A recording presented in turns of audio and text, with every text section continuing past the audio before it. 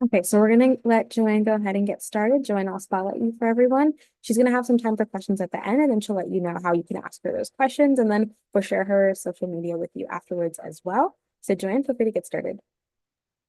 Hello, everyone. Thank you again for having me here today. I'm going to go ahead and get my screen shared.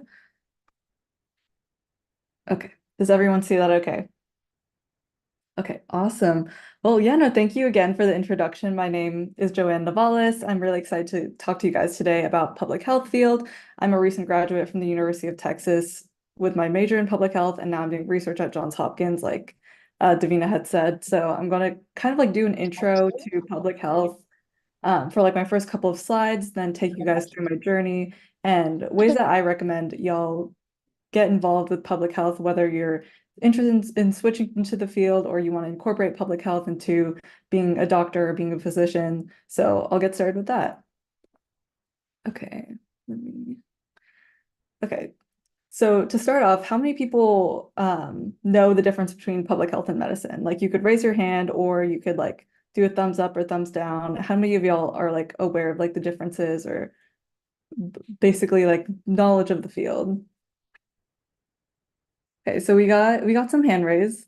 I didn't know it quite like what public health was when I first entered my undergraduate years. I first came in wanting to be pre-med, study biology like many other pre-meds.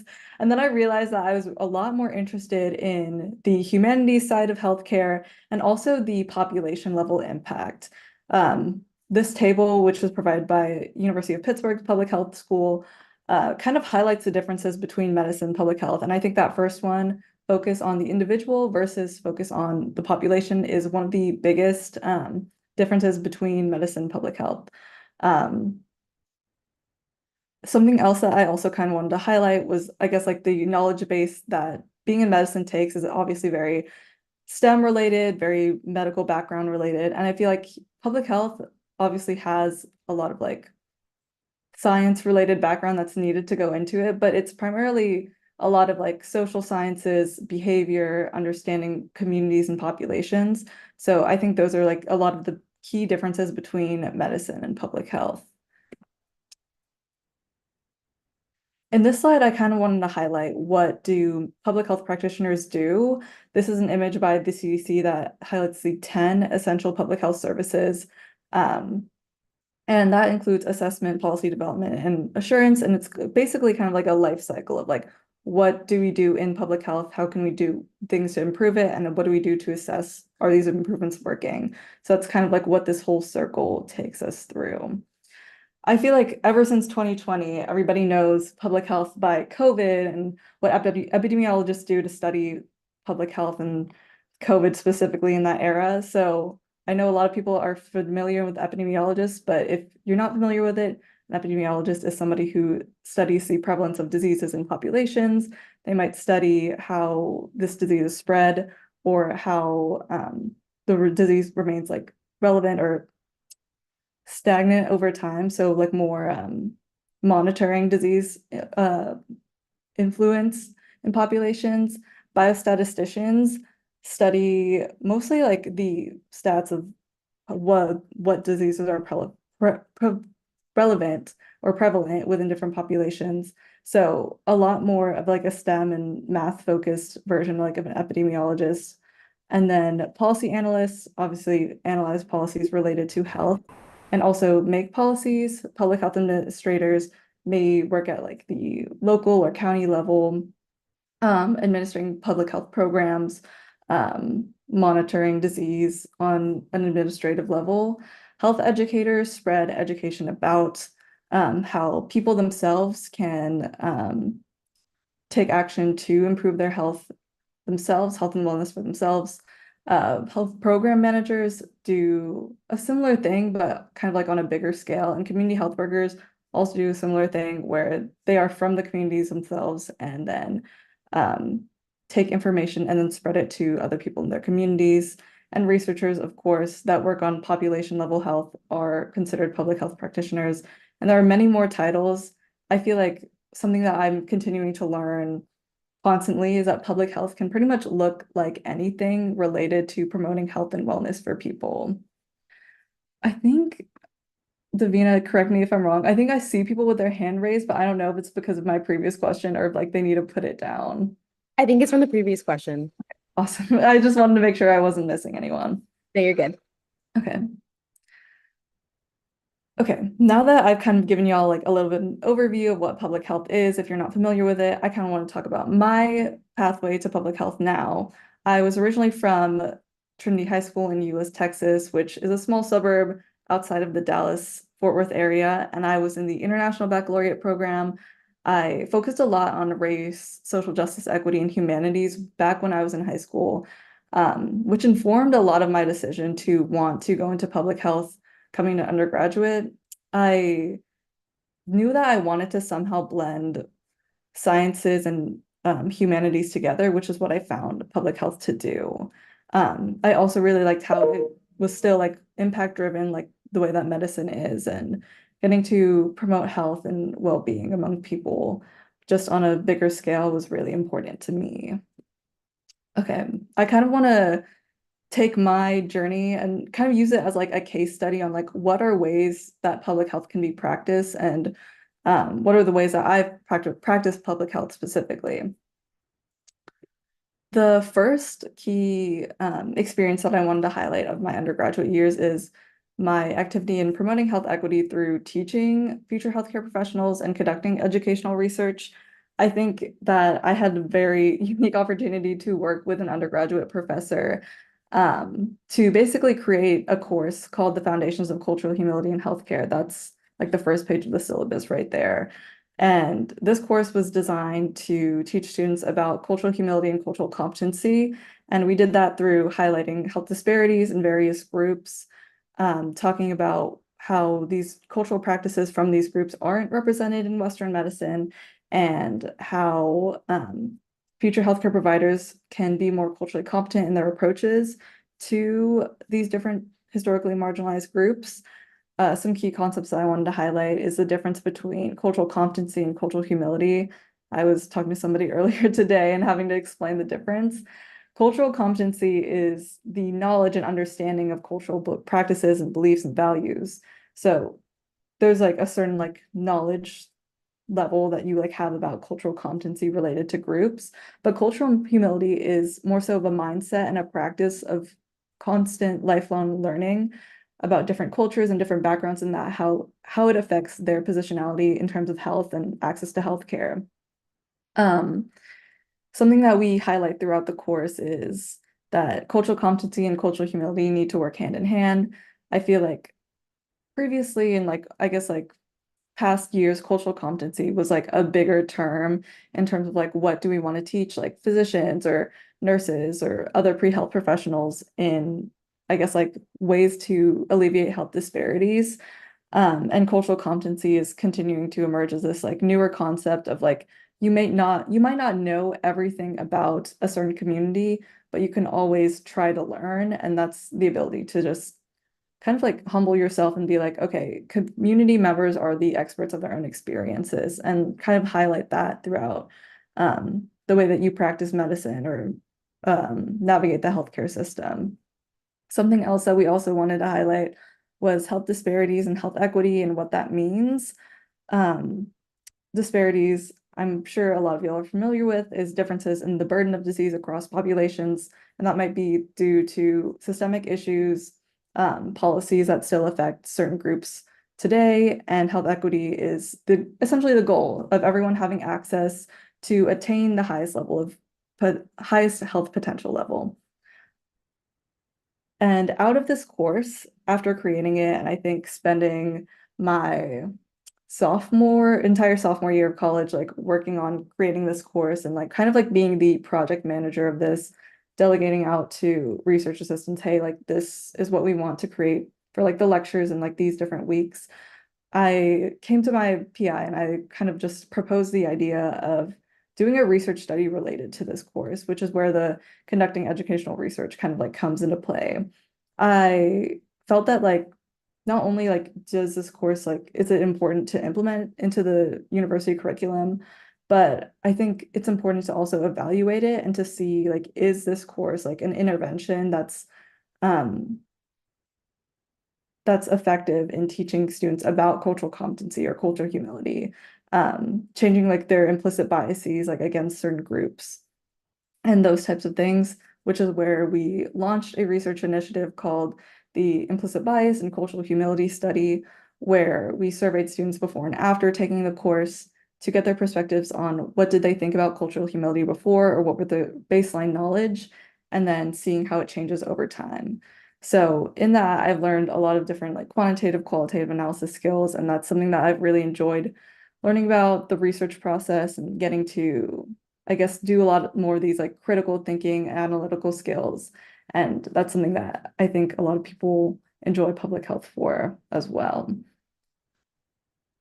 The next experience that I wanted to highlight was also something that is a little bit more innovative and I guess like non-traditional than like a lot of like other public health professionals do. But I participated in a entrepreneurship and innovation fellowship as an undergraduate student, where I essentially got the opportunity to create and work on prototyping a digital health platform and using that as a method of solving health solutions rather than, I guess, like the traditional way of like medicine or like traditional public health work. And I think it was really amazing to kind of like blend entrepreneurship and healthcare and designing like innovative solutions together. This is essentially like the project or product that we created out of that research summer fellowship. We worked on creating a digital health platform about contraception and access to sexual and reproductive healthcare resources. And essentially, what we did was create this platform called Contraception Connection. I don't have it linked on here. I should have linked it, but it's essentially a website where like people can go fill out a survey, which like I took some screenshots of here. This is obviously it's not the full survey, but people would fill out a survey about their sexual and reproductive health needs, their concerns, their background, etc. And then it would place it in an algorithm and then give them a personalized health recommendation or a health education recommendation based off of their concerns. Um, I thought it was very interesting to kind of like work with a lot of different sides of people interested in healthcare in this project. I worked with computer science students actually who like built the algorithm out, and we had to essentially tell them like, hey, like these are the informations that we want to be put out into this tool in particular. And I think like some things that like I would really love to see highlighted a lot more in the healthcare field and the public health field is this kind of like entrepreneurship skill set. So how to do market and like understand what in the market is out there in terms of like what health solutions already exist and what do customers want out of like the different products that health tech companies are providing, for example. Um, I also wanted to highlight doing user-centered or user experience product design. So being able to, I guess, like those same transferable skills from my last project that I talked about, with surveying people and being like, how did this experience or this intervention impact you and how's it served you? That's the same concept essentially with product design and user experience research. Um, and obviously the business side of healthcare with doing competitive analysis, developing a value proposition, and creating a revenue model and business plan. I think were also things that I think a lot of pre-health people, a lot of public health people aren't very privy to because our coursework just isn't about business. But I think it's something that we have to like all be aware of, that healthcare is a business most times, and then being able to keep that in mind and keep kind of like the balance between like, okay, like I want to solve these different things, but I know that these solutions like also like have to like run a profit or make a business. So that's like what I've essentially taken from this. And I feel like um, I would recommend like anyone who's interested in like doing entrepreneurship or like doing like any sort of like product design or getting into this field. I would highly recommend it. I enjoyed it a lot. I feel like healthcare is such an interesting field to do entrepreneurship in. Okay. And then I think for my last kind of experiences that I want to highlight, I'm going to go through like a more traditional public health research and community health work that I've done. I was last year, I think it might have been wrong on the program or like the social media, but I was a 2023 CDC Lewis Scholars Program participant. And basically what that program does is connect undergraduate students with host universities to take public health coursework, participate in internship, and then conduct research and present their findings at the CDC headquarters at the end of the program. All of the host universities were Columbia University, which is the one that I was at, University of Michigan, UCLA, and then University of Pittsburgh. And I believe that there were other kind of like side programs that are also affiliated, but aren't necessarily called the Lewis Scholars Program. And if I could find that information, I'll definitely relay that to anyone who's interested. But for my project in particular, I was taking classes at Columbia University, and my internship was placed at NYU Langone Health. And what I was doing was health promotion and health education. So health promotion and health education is, I mentioned it earlier, directly educating patients on the factors that promote health or contribute to health risks. And my work as a CDC Lewis Scholar was creating health education materials to promote maternal nutrition for food insecure populations in the New York City area. We essentially were working on this public health intervention that blended innovative and traditional perspectives together. So we used mobile health education or mobile health platform to provide like health education to the participants in the study. And then we also had them meet with community health workers on one-on-one sessions to get nutrition counseling. And that's primarily what I worked on. And then I also worked on conducting research on the impact of nutrition policy on maternal health outcomes. And that's what I presented at the CDC at the end of the program. Also related to kind of the area of health promotion and health education, after doing this research project and really enjoying kind of like the area of reproductive health, I kind of like went broadly back into the drawing board of doing more like sexual and reproductive health work, and started working with my professor at UT, who's the director of the public health program there, and working on a comprehensive sexuality education textbook for global settings. And essentially what writing that textbook has looked like is doing research on how different sexual education topics can be presented in a much more comprehensive way, rather than kind of like limiting and the way that it has been for many, many years, and being able to adapt it into a lot of different global health settings. So providing education for the educators themselves to kind of like go out and be able to apply the concepts that we're teaching in these textbooks to the communities that they're interacting with. Also related to kind of like health promotion, health education, I wanted to kind of like shift gears into like community health work and community-based participatory research, which was in the area that like my CDC project was, but I think like is kind of deserves its own topic to talk about. And where I've kind of like been learning a lot more of my skills in community-based participatory research, or CBPR. I'll just call it that for short because it's shorter. I've been learning them primarily through the Johns Hopkins Diversity Internship Program, which is the program that I'm doing this summer that allows participants to conduct graduate level public health research and paper writing. It's a lot, I think, a lot more intensive than the CDC Lewis Scholars Program, just because in that program, I was taking classes 3 days a week and then only being at my internship site 2 days a week. And this one, I'm doing 35, 40 hours a week on just research, and then attending some like talks and like professional development sessions. So it's a lot more immersive than the previous experience that I was in, but I've enjoyed it a lot. And I've been learning a lot about CBPR and how basically like the whole process of doing community-based research is collaborating with communities to create an informed perspective on the research approach. So for my project, we are working with Indigenous communities and their experiences with end-of-life care, given their cultural and spiritual backgrounds.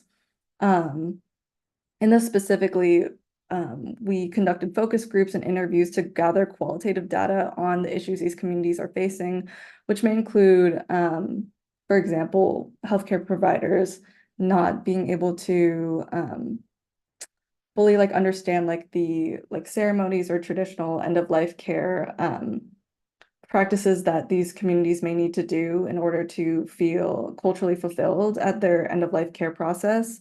And basically using those qualitative data points to inform what can we do better as like researchers, healthcare professionals to improve processes and make them more inclusive for this specific population.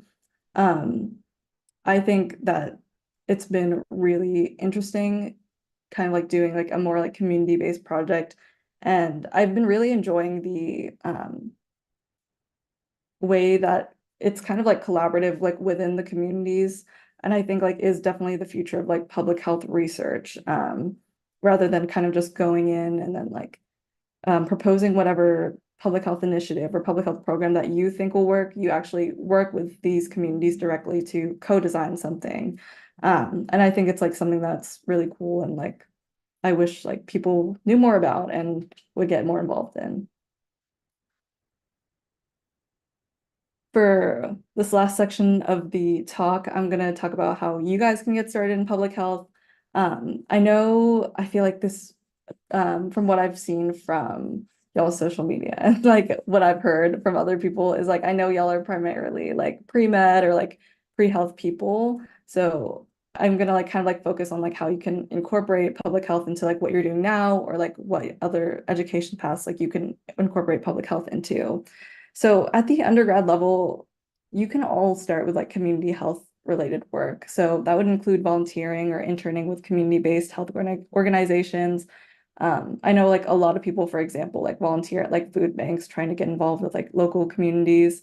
I know what I've done is like volunteering at sexual wellness clinics and being able to promote health through that.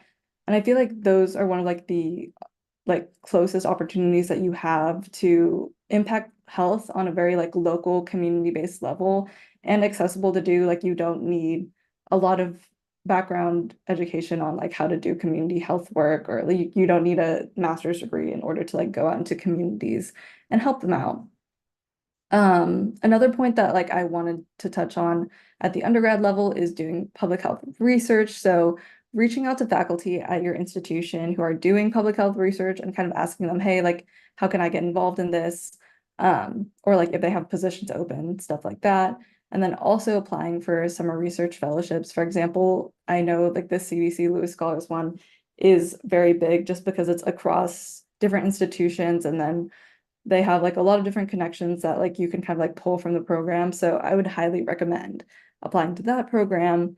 And then also at kind of like a basic level is I think we should all start with learning about systems level health and educating yourself on like what health disparities do exist across different groups, and kind of like the history of like why that is. And then also understanding how systemic inequality continues to kind of like affect these different groups and being able to like understand this like on a basic level, I think plays a lot into the role of like why people do get invested in public health and like why they stay in it and continue to learn from this perspective, even if they don't primarily like work in the field. If you're interested in further education in public health, masters in public health programs are pretty much like the way to go with like a lot of people who are interested in public health. Um, Usually what they'll do is like have like a core curriculum of like what public health is like in general and like all the basic classes for the first year of the program and the second year of the program. They kind of like have like focuses or concentrations for at least most degree plans. Some ones that I listed that like I feel like are pretty comprehensive is like population and family health, health behavior, epidemiology, biostatistics, health policy and management, environmental health and global health. And usually a lot of these programs don't really have like the GRE or work experience required. I think only Harvard and Johns Hopkins do have work experience required for their MPH programs. But other than that, a lot of these like are pretty like open to taking a lot of people from different backgrounds. So whether like you're a traditional like person that's like from healthcare and public health, or like maybe you have like a social science background or a business background or um, maybe like a data science background. I know one of my close friends is a data science major. I feel like they're all like pretty open to taking students from all different backgrounds because public health is such an interdisciplinary field. that all of those perspectives are highly appreciated and represented within them. I also wanted to touch on other education paths. Um, a lot of people like are interested in doing dual degree programs, so like an MPH, MD, MPH, MBA, MPH, JD, etc., to kind of like supplement the work that they're able to do, like once they are in that other profession and kind of like inform their perspectives, even if they not necessarily like they don't necessarily like practice like within the public health field, at least they have that perspective. And I think that's something that like I've been seeing a lot more often, especially from medical doctors. And something that I also wanted to touch on was that for research fellowships for physicians, they'll oftentimes train you in epidemiology and public health since it's the basis of population level research. So even if like you don't do one of these degree programs, but you still want to do public health research or population level research as like a medical doctor, um, and you do one of these fellowships, they will train you. So like that makes education to public health skills pretty accessible if you want to go down that route. Okay. I think that's pretty much the end of my presentation. I wanted to take more time for questions since I know like I can probably like tailor my speaking and like what the topics I hit on a lot better for people if I just answer individual questions. I'm gonna do this by hand raise. So whoever raises their hand first, like I'll go in that order.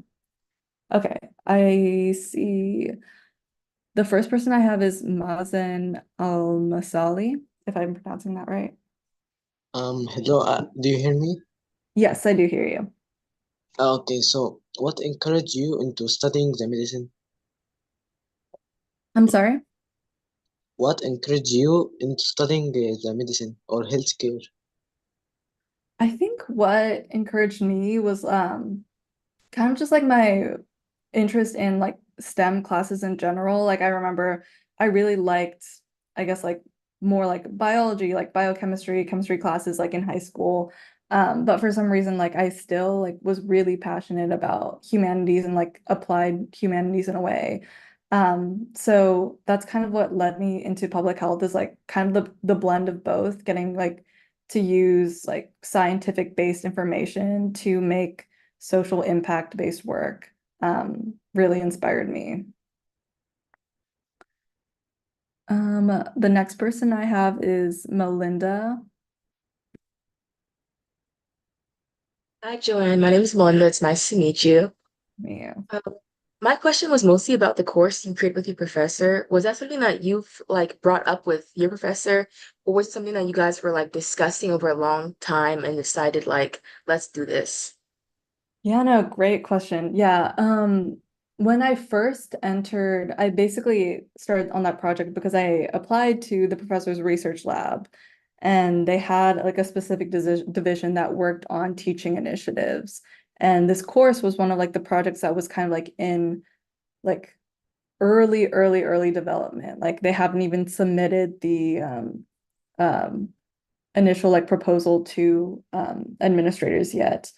And I kind of like was able to take this like very like starting like basic idea and then collaborate with the professor to make it into what it was now. So I would say like it was like definitely like a seed that was planted before like I got to the research lab, but a lot of like the concepts and like all of like the lectures, like those were something that kind of like came out of like collaboration with me and the professor and the other undergraduate students who worked on this project. So yeah, that's a great question. Thank you so much. Oh, thank you. Okay, the next person is Deepali. Yeah, hi. So, I've been interested in this one issue that I've seen that a lot of prescription drugs have only been clinically tested on men, and yet they're prescribed to everyone, including women. And I was wondering if this issue can be solved with public health, and also is it a legal issue, or yeah, whether it's a legal issue or more of a public health issue or both. Yeah. Yeah, no, I think I'm not as familiar with the clinical research area, but I think like a lot of the times that discrepancy does come about because um the drugs may have like effect on like reproductive health systems, which is like why like women like aren't represented oftentimes like within those clinical research studies. And I feel like a part of that that could kind of like be looped into like the public health sphere is like like kind of like researching like the implications or the outcomes of that. Like, okay, like is there like a difference now between like how there's a lot of people in the waiting room. Sorry, I had to exile. But yeah, no, is there like differences in outcomes between like women who take the drug now, like after like it's gained approval and everything, and like the outcomes of men who take the drug?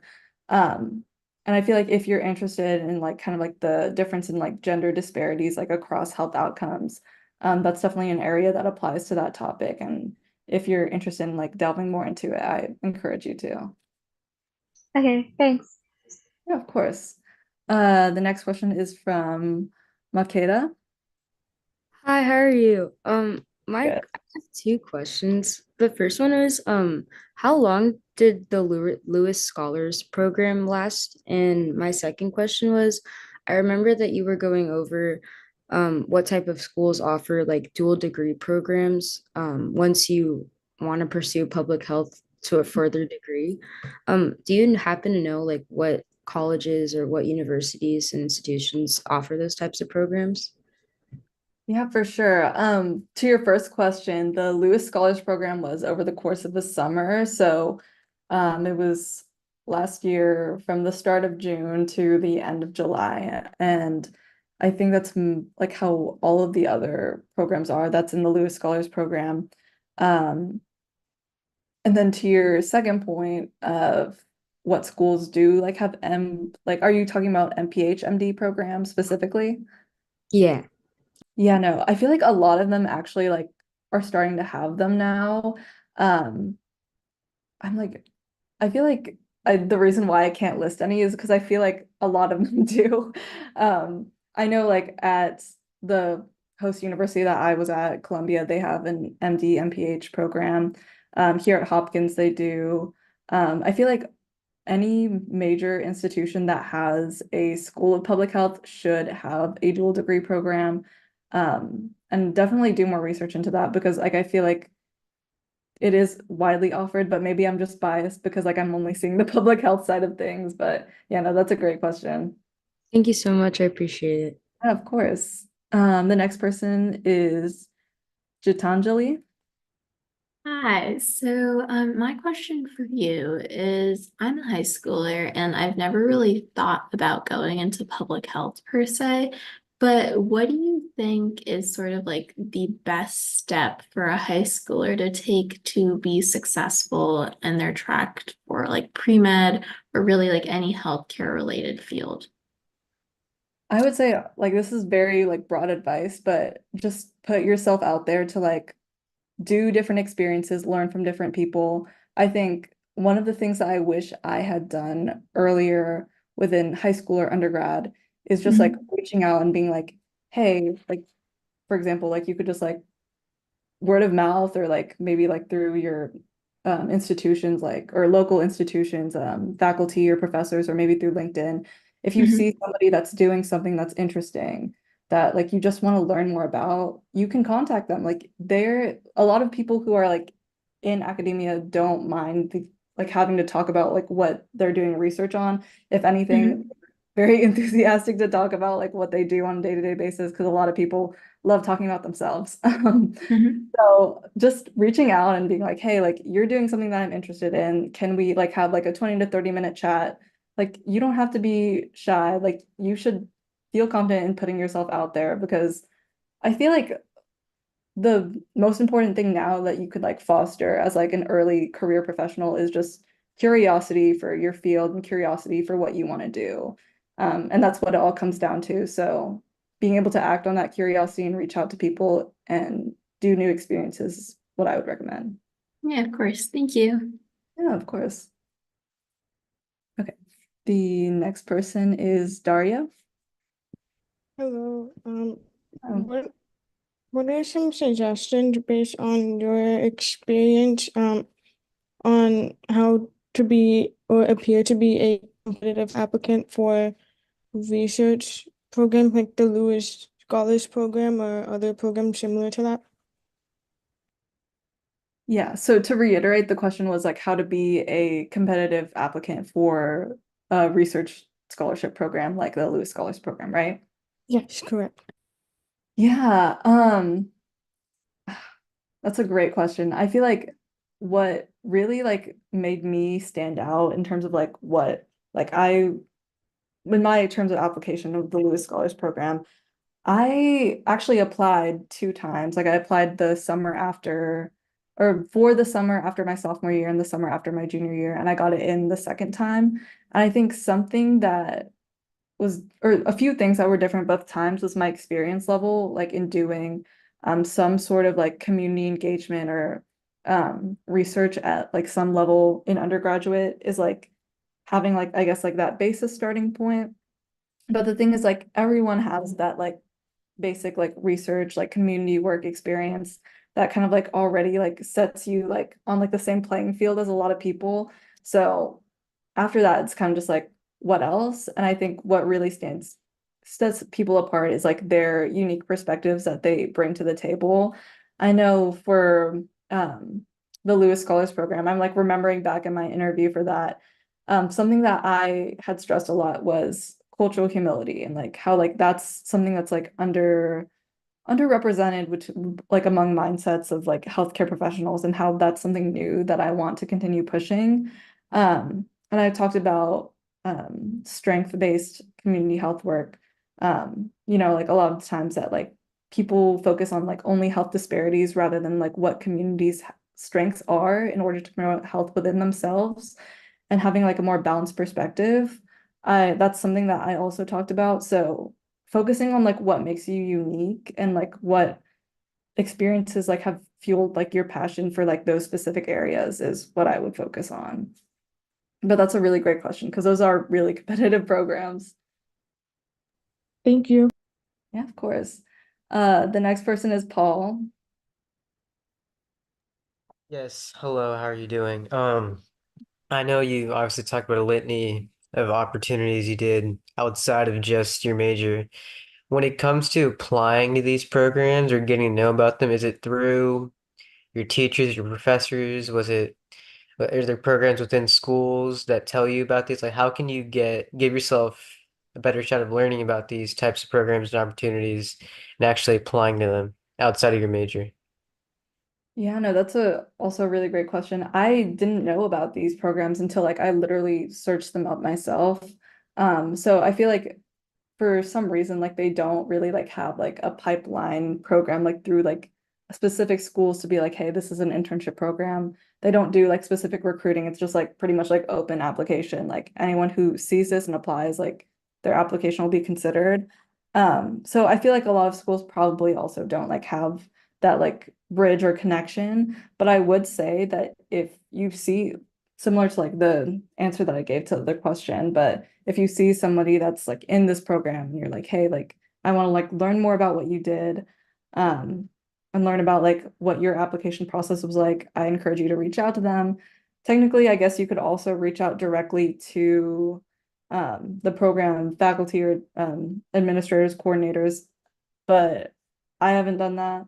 But I feel like I know that like the people that I've worked on or worked with would be responsive, but definitely just reach out to people that you've seen do it previously, and then let that like kind of like mention that in your interview and be like, hey, like this is something that I did because I'm so interested in this program.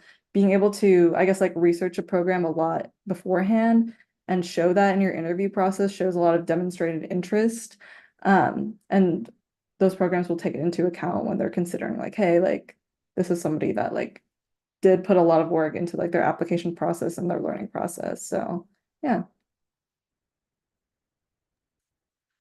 The next person that's raising their hand is Rena. Hello. Hello.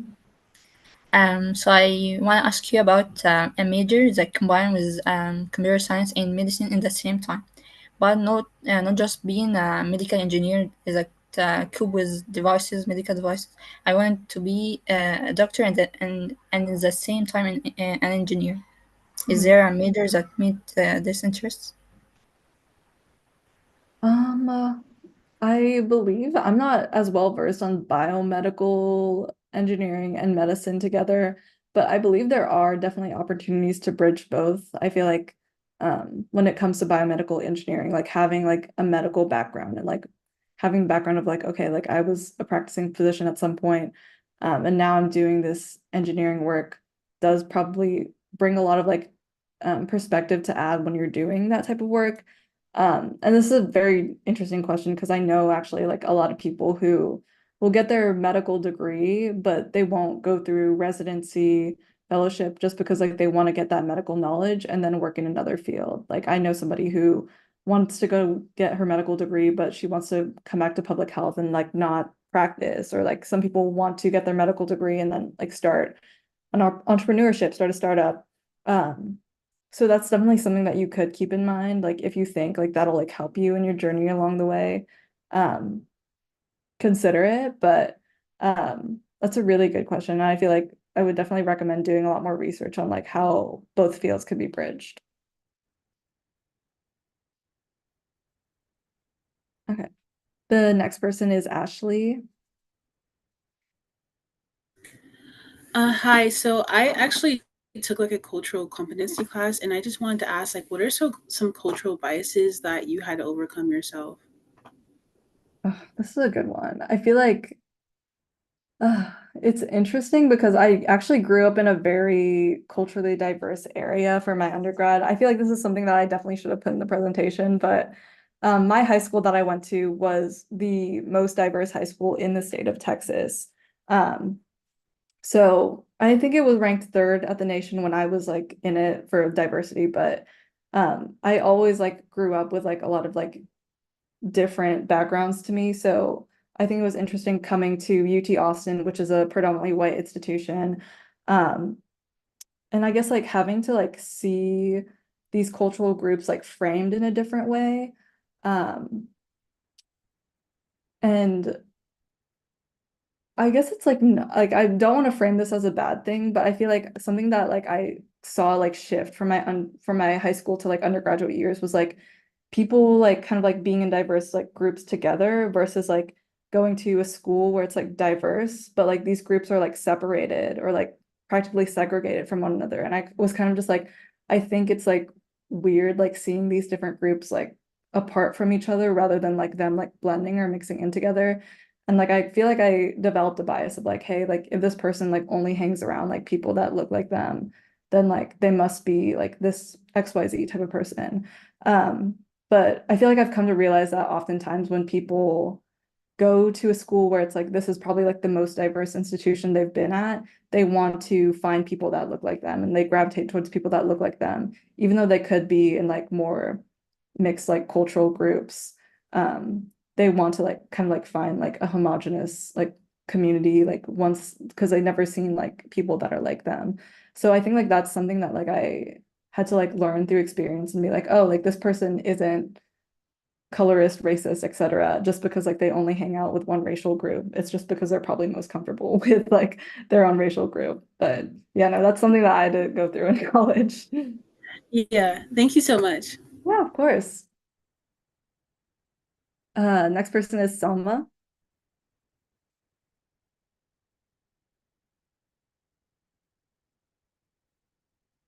Hello, Hello. I have two questions here. The first one is how can I find those experience which can let me know my real curiosity about something? As I don't know where can I start from? Mhm. And the second one, is the public health important for who study medicine or who are doctors or only those who study public health? Yeah, no, for your first question of like how to like kind of like explore what area like you're interested in, definitely like do a lot of research, like whether that be like informational interviewing like other people, like, hey, like you're doing something that I'm interested in. Can like we chat for a short period of time? Or just like going on the internet and being like, hey, like what are different like healthcare careers or like different careers that like are related to my interests and kind of like finding like ways to like blend those both. I would definitely say like be don't be stressed to figure it out all at once. I feel like everyone ends up where they're supposed to be. Um, as long as like you follow like your curiosities. To your second question of, is public health important to know for physicians, or just public health professionals? Absolutely, public health is important for everyone to know, whether you're a physician, a public health practitioner, or just like a regular person who doesn't even work in healthcare, just because you obviously like want to like take care of your own personal health and like know how to navigate the healthcare system. But for doctors specifically, like when it comes to kind of like serving like different populations or like navigating the healthcare system in a way where like you want to be able to refer patients or whoever you're working with to like community-based resources, you need to be aware about what is available to them within the community on like a not only an individual level, but community, population, policy level. What are resources that are offered by public health that they can get access to in order to promote their health and well-being? So absolutely everyone is affected by public health, especially as we've seen from COVID. So definitely if you have any like curiosity into public health, go into it. And incorporate it into whatever career you do. Yes, thank you so much. Yeah, of course. Okay. The next person raising their hand is Elizabeth. Hi. So I'm a student at UT and I also major in public health. And I was just wondering what you chose as like your concentration. Because like I know like when you're like a junior and senior, you have like one of the 5 or 6 concentrations to choose from. And I was just wondering which one you chose and how did you like determine which one to pick? Yeah, no, this is a very niche question for public health at UT specifically. Um, what year did you say that you were? I'm a rising sophomore. Okay, rising sophomore. You know, I believe this should apply to your cohort unless like they somehow changed it back. But when I entered public health, like at UT, we did have the concentration system set up, but then it was basically like replaced with like, oh, like you can do electives instead to fulfill the concentration requirement. So I didn't particularly do a concentration. I just took the upper division public health courses that were provided. And I feel like doing that route was a lot more flexible than picking a specific concentration just because like I was able to take global health, global health and action, maternal and child health, and then epidemiology too, field epidemiology, like very different fields from each other. So I guess like broadly, I would recommend doing that just because like you can diversify things a lot. And if you do want to do like something that's like very specific, um, I would personally recommend like doing like a minor or certificate in it, just because I feel like these upper division public health courseworks at UT are kind of like they're getting kind of like too good to miss out on. So I wouldn't recommend fulfilling it with like other courses that like are under the concentration. I would probably recommend the upper division courses to fulfill it. Okay, thank you. Yeah, of course. The next person raising their hand is Somia. Hi. So my question is that while studying public health, what is the biggest issue that stood out to you in the community? And what do you think will be very prevalent in future that we should like know about and start caring about it from before? Yeah, no, I feel like I've been thinking about this a lot, actually, just because of like the different public health perspectives that I've been learning doing research here. And I think that's something that stands out to me about public health as a field in general is like the reason why like a lot of health professionals or like public health practitioners choose public health is because they want to work on fixing health disparities, fixing health issues, etc. So I feel like the mindset around it is very like negatively centered, like on like, okay, like what are the problems and then how do we fix these problems? And something that I'm coming to learn, especially doing community health work, is that a lot of these different communities have their own ways of approaching health or like coping with health. So for example, in the indigenous communities in America, they are able to use like prayer or like cultural or spirituality as like a protective health factor that improves their mental health outcomes or like their end of life care outcomes. LGBTQ indigenous people specifically are able to use herbal medicine rather than like medical injections for hormone replacement therapy. Um, I know one of my friends who's working in Black maternal health. She's a trained doula and she focuses on doula work and using health as like um focusing on like the strengths of like health in the community rather than like kind of like looking at disparities constantly. Um, I think being able to go into communities and identify their strengths rather than identify their weaknesses or their health disparities that they face is some like one of the biggest issues with like public health right now and like the way that a lot of public health professionals approach the field. Just because like it's almost patronizing to like the communities that you're trying to help and kind of gives like this like savior complex of like, oh, you are lesser than me, thus like I'm coming here to help you rather than treating them as equals and being like, you have your own strengths. What can I do as a public health practitioner or a healthcare provider to support those? And I think that's something that I would love to see the healthcare and public health field change in the future. And I hope that a community empowered approach is the future of public health. Thank you. Yeah, thank you. The next person is Noor. Hi. Hello. Hi, can you hear me? Yes, I can hear you. Okay. So I have a degree in medical laboratory techniques from a technical institution, and I'm actually interested in your major. So is it possible, like, for my degree to be more directed to my degree to your communities, like in helping them, and For like sure. or participating in projects like yours? Yeah, for sure. Can you describe your major again? Medical laboratory techniques. So basically diagnosing the samples of patients. Yeah, no, So yeah.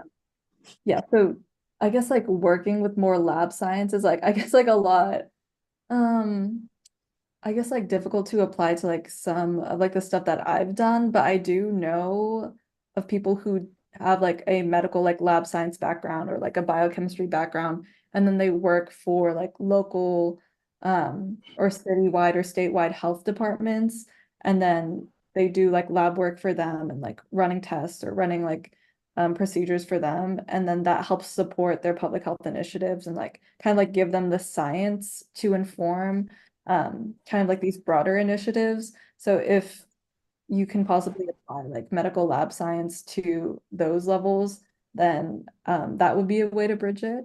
But that's a really good question. I feel like it's really cool that you're interested in kind of like bridging both. yeah, thank you so much. Of course. Um, I think I'll probably have time for probably another question or two. And then if anyone has further questions, they can reach out to me. I just want to leave enough time for y'all to do an outro and like say goodbyes and everything. So the next person I'll be doing is Asia. Hi, I was wondering more about like my high school tract. I feel like nowadays colleges always ask for like high schoolers to have like research opportunities. I mean research experiences or shadowing experiences in like their resume. So how can we find these opportunities? Like I don't know how to explain it, but how can we find these opportunities? Yeah, no, that's a great question. And I think it's so interesting that they're starting at the high school level now with getting these research opportunities or shadowing opportunities. I know for me, like what has worked for like the peers that I've seen that like already like had research or shadowing opportunities in undergraduate was like reaching out to local universities or local institutions and like asking them like, hey, like, do you have like a shadowing program or like a research program that like caters towards high school students? So staying local, seeing what's in the area and what resources are available to you is probably like your best bet, just because um those are probably a lot more readily available in terms of like what you could do realistically in high school. So I would say look locally. But yeah, I think this will probably be the last person, April.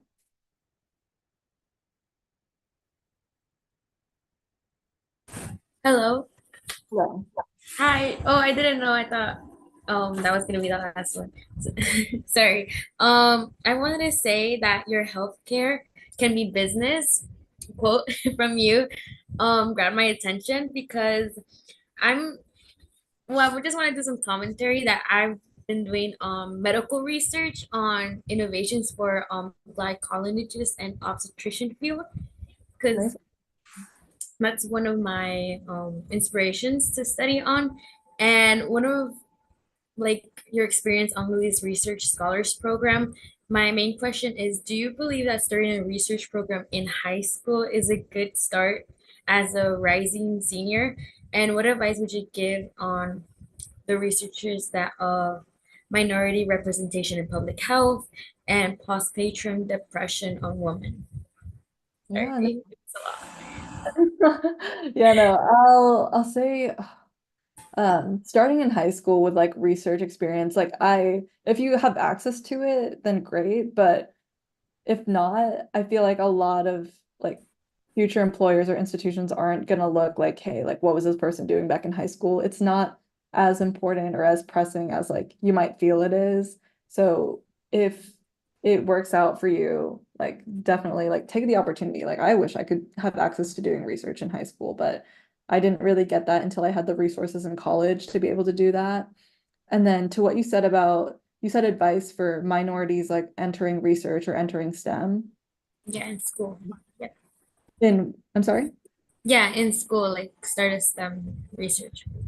I don't know. I feel like for minority students like who want to do research or who are interested in the field, um, definitely rely on the communities that you're from to like get you connected with like resources or like people that are able to be in your network and support you. I think like that's something that like I wish that I did earlier on is like kind of like finding, for example, I found like a mentorship group that would pair me with like somebody who's like also like a minority like woman in public health, um, and like act as like a liaison and like support system to like different like things that I could do. Um, so definitely like finding like your people that like you can reach out to and like building that network of people who um, support you in your journey is really crucial, especially starting out. Okay, thank you.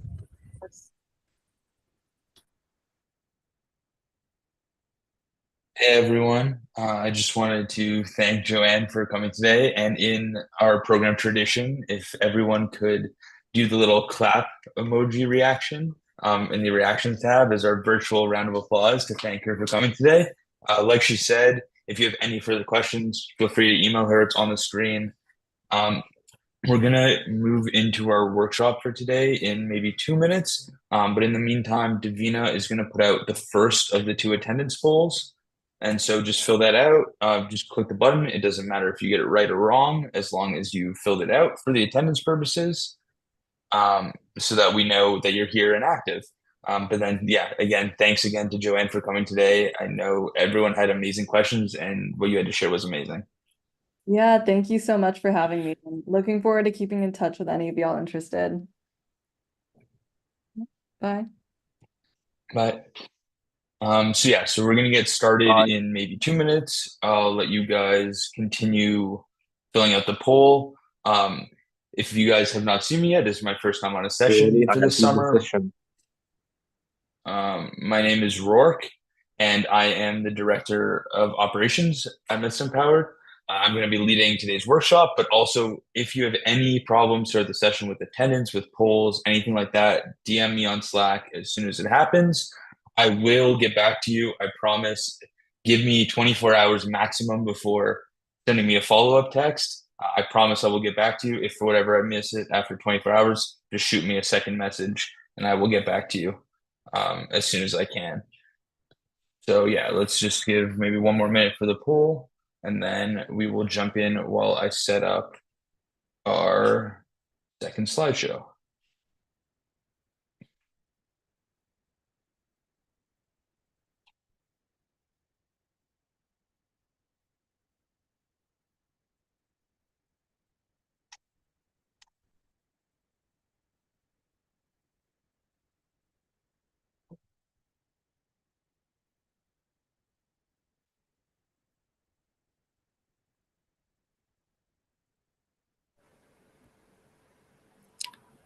Can I ask a question? Yeah, sure. The form you have shown before was removed from my screen. How can I get it again? If you haven't answered the poll, if you weren't able to answer the poll, just send me a message on Slack for whatever reason.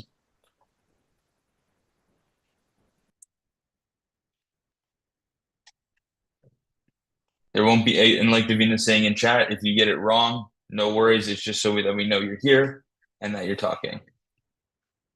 So for this session, we are going to be talking about basic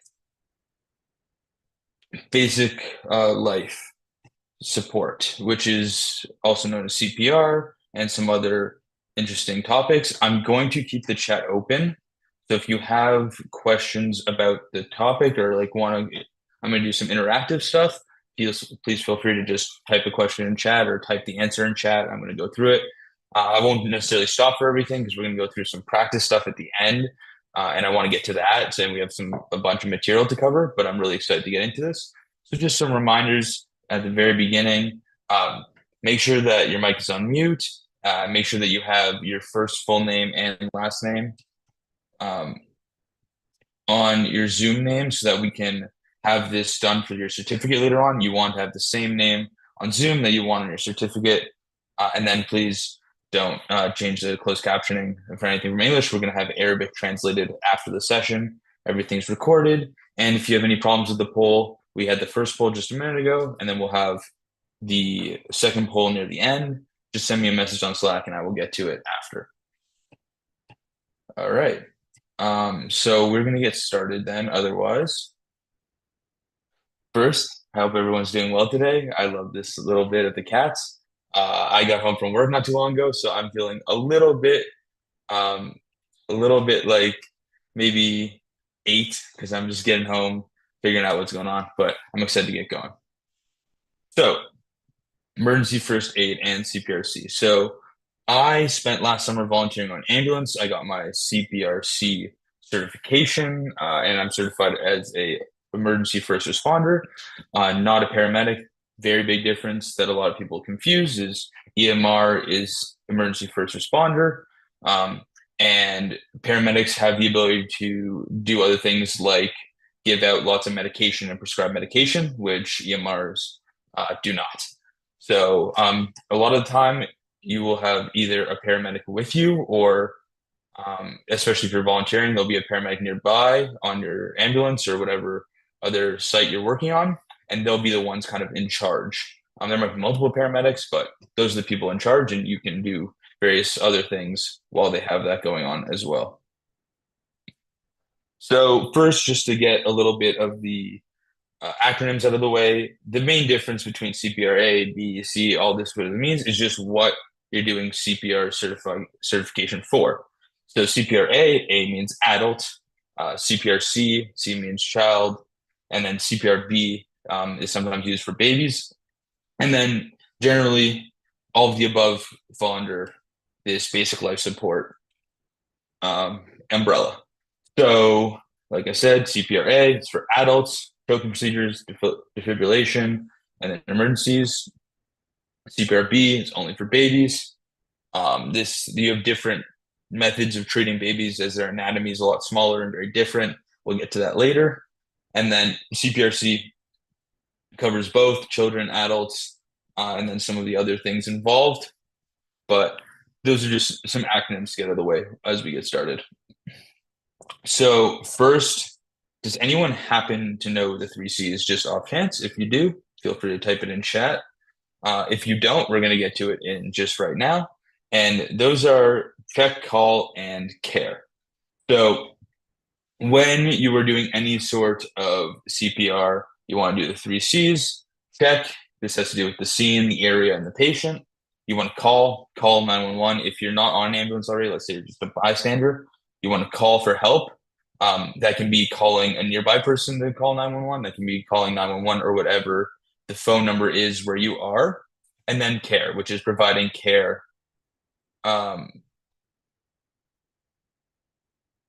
Just when you're providing care for the patient themselves. So we're going to go over this kind of back and forth about what to do as if you're on the street or what to do if you are on an ambulance themselves. So the very first thing to do, regardless if you're on an ambulance or on the street just by yourself, is to check the scene in the area. You want to make sure that everything's safe for you or your team or whoever else is nearby in order to provide treatment or provide help. A common little saying is no fire, no wire, no gas, no glass. That has to do with the 4 things you really want to look out for when determining safety. So if there's any gas, if there's fires, you have to be careful, wait for the fire department. You want to make sure if there's glass that you have like steady boots, or whoever's there has steady boots so that they don't get cut up. And then wires, you want to make sure that no one's getting zapped. So those are some things you want to take just a few seconds to go through. A lot of the time this won't happen. Let's say you're on the street and you just see someone who gets hurt. Maybe that won't happen. If you're getting called to someone's house, probably is not going to happen, but you want to make sure that you're doing this anyway. So, and then also if you see any people doing the attacking, whether that's with a weapon, a firearm, with fists, whatever, how they're fighting, you want to make sure that you call for police and that other people are there. Oh, agree. So CPR is the technique that they use to resuscitate someone. So I believe the actual acronym is, I never actually use it because I'm always just saying CPR, but it is cardiopulmonary resuscitation is the actual acronym. There you go. So as we're continuing the check in the first of the 3 Cs, you check the scene, you've checked the area. So now you're going to go potentially call. You want to call, right? You want to call 911, and then you want to give care. So some things like in the area, one thing very important to talk about is if there's a knife, you want to leave the knife in, because if you pull the knife out, you might cause further bleeding. So you want to keep the knife in. And then other things are you want to talk to the patient, start giving care. And then also if there's a baby involved, you want to check the baby first and then continue on. So like I said, we're going to go through this as if there's a scenario for the conscious patient and a scenario for an unconscious patient. First thing, again, you want to check really quick, is the scene safe? Wire, fire, gas, glass, none, all good. And then you can introduce yourself. You can say, hey, my name is Rourke. I have a certification. How can I help you? Just a civilian. You can say, hey, I am EMR from this ambulance service, whatever you are in this scenario. And then you ask for consent if it's possible, if the patient's aware and what's going on. In this case, they are, they're a conscious patient. You want to ask for consent, make sure that you say, hey, can I help you? And if not, they can't help you and you're just on the street, you call 911, and 911 or whatever the number is for the ambulance will come and they'll deal with the scenario. Likely they'll come with the police as well. So if you are starting to help someone and and someone says, yes, please proceed, you want to make sure you're not really stopping until someone else comes. If you are the person on the street, you want to wait until the ambulance arrives and then you can hand it over to them. And if you're on the ambulance themselves, let's say you're starting and then you're waiting for the person in charge to come, just keep doing what you think is best and talk to them until they tell you to do something else. Sometimes in the ambulance, you're like an extension of the most senior person and they're using you and your hands. They're using you and your hands to help do tasks that they don't have enough hands to do. The other thing that might happen is if the scene feels unsafe, you might have to leave. And unfortunately, that happens sometimes, but you want to make sure that you and your team and the bystanders are safe as well, on top of just the people who are in trouble. So another acronym that is used for talking to a patient and getting to know what's going on with the patient are the sample questions. So the sample questions stand for these. These are signs and symptoms. You want to ask them what they're feeling, blood pressure, what their blood pressure is. You want to find out those symptoms. Yeah, I can talk a little slower. I will try, but I want to get through all of this so we can get to the practice stuff at the end. Allergies, what medications they might take. You want to know their medications, especially if they're going to have to take them to the hospital. The hospital will want to know their medications as well. Past medical history, if they have any conditions that you might need to know about before giving treatment. And then if they've had food or water or sugar recently, because especially for patients who might fall asleep, they might be unconscious. In this case, they're not.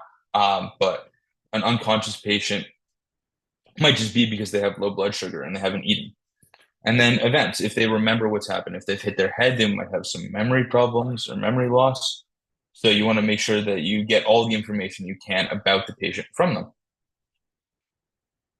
So in that case, you were able to take and have a conversation with the patient, get information from them because they're conscious. If they're unconscious, you might have to have implied consent. So what that means is when someone's unconscious, that you're there and you're able to help them because they can't talk or communicate with you. So in this case, again, if you're on the street, you'd call 911. If you're on the ambulance, you and your team might try and wake them up. So the first thing that you might do is clap or talk to them, say, hey, are you there? Can you hear me? Clap, try and wake them up. And then you could also tap their shoulders. If they have an injury on one of their shoulders, definitely don't tap it. But if assuming they have no injury on either of their shoulders, you tap their shoulders and try and wake them up.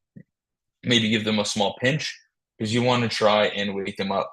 Like I said, you can also pinch them to get some muscle contractions in the shoulder and the neck area and see if that can wake them up.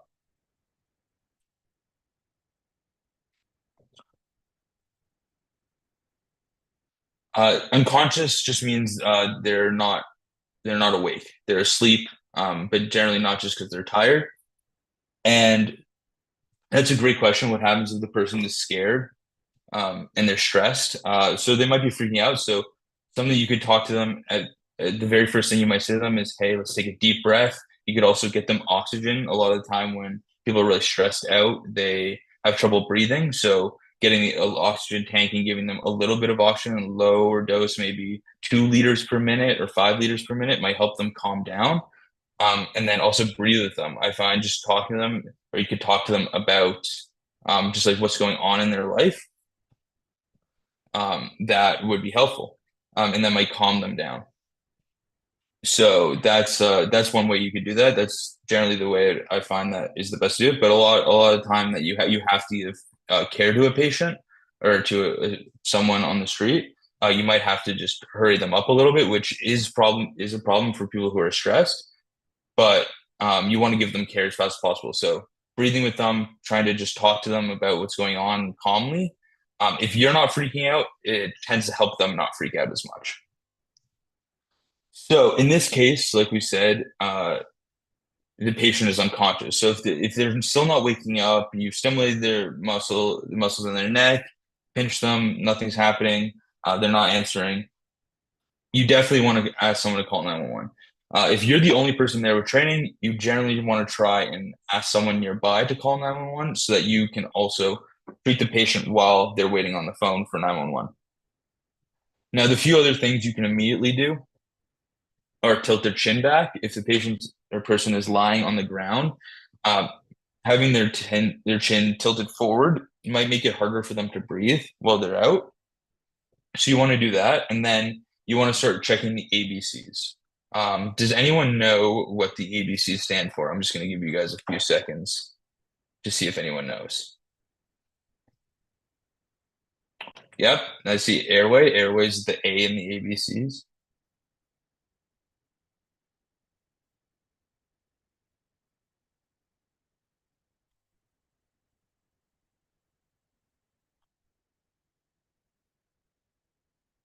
Yep, I see all three. Okay, awesome.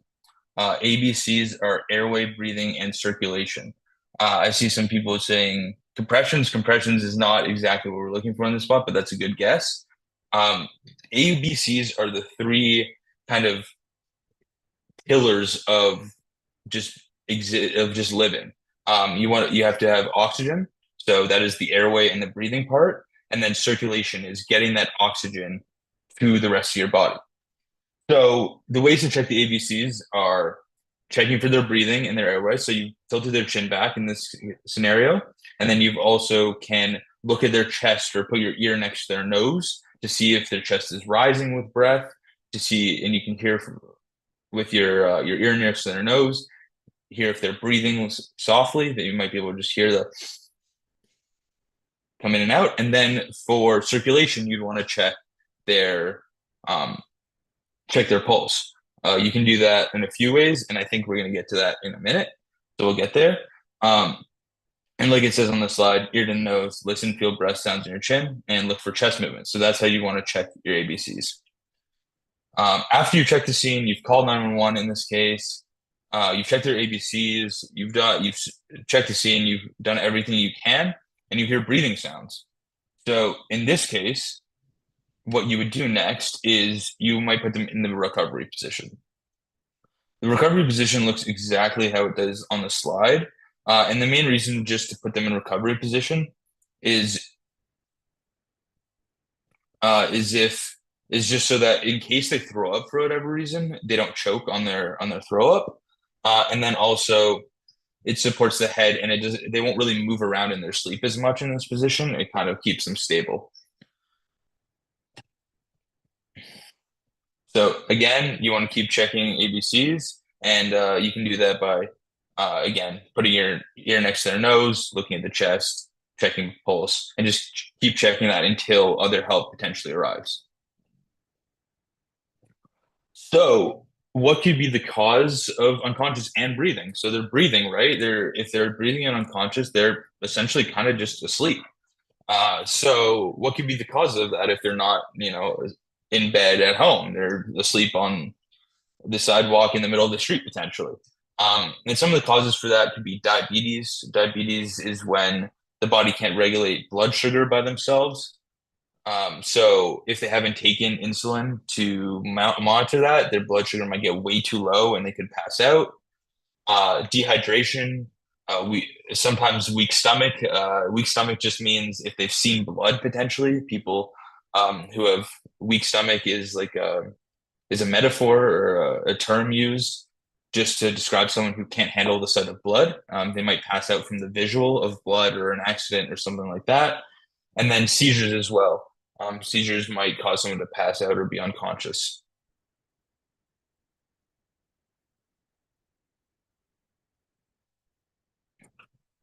So, here, we're going to continue on what you might do if this person is unconscious and not breathing instead of breathing.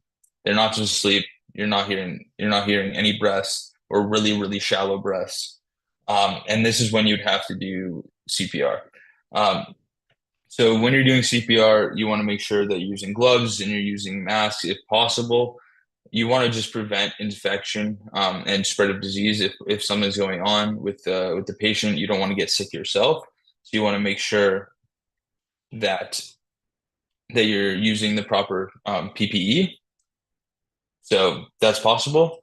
I'm seeing in the chat an interesting talk about drinking juice to reach the blood fast. On a lot of ambulances, we use something called glycogel, which is a gel just made of glucose, and you rub it inside their mouth, and that goes really, really fast to the blood system to give them a shock of sugar.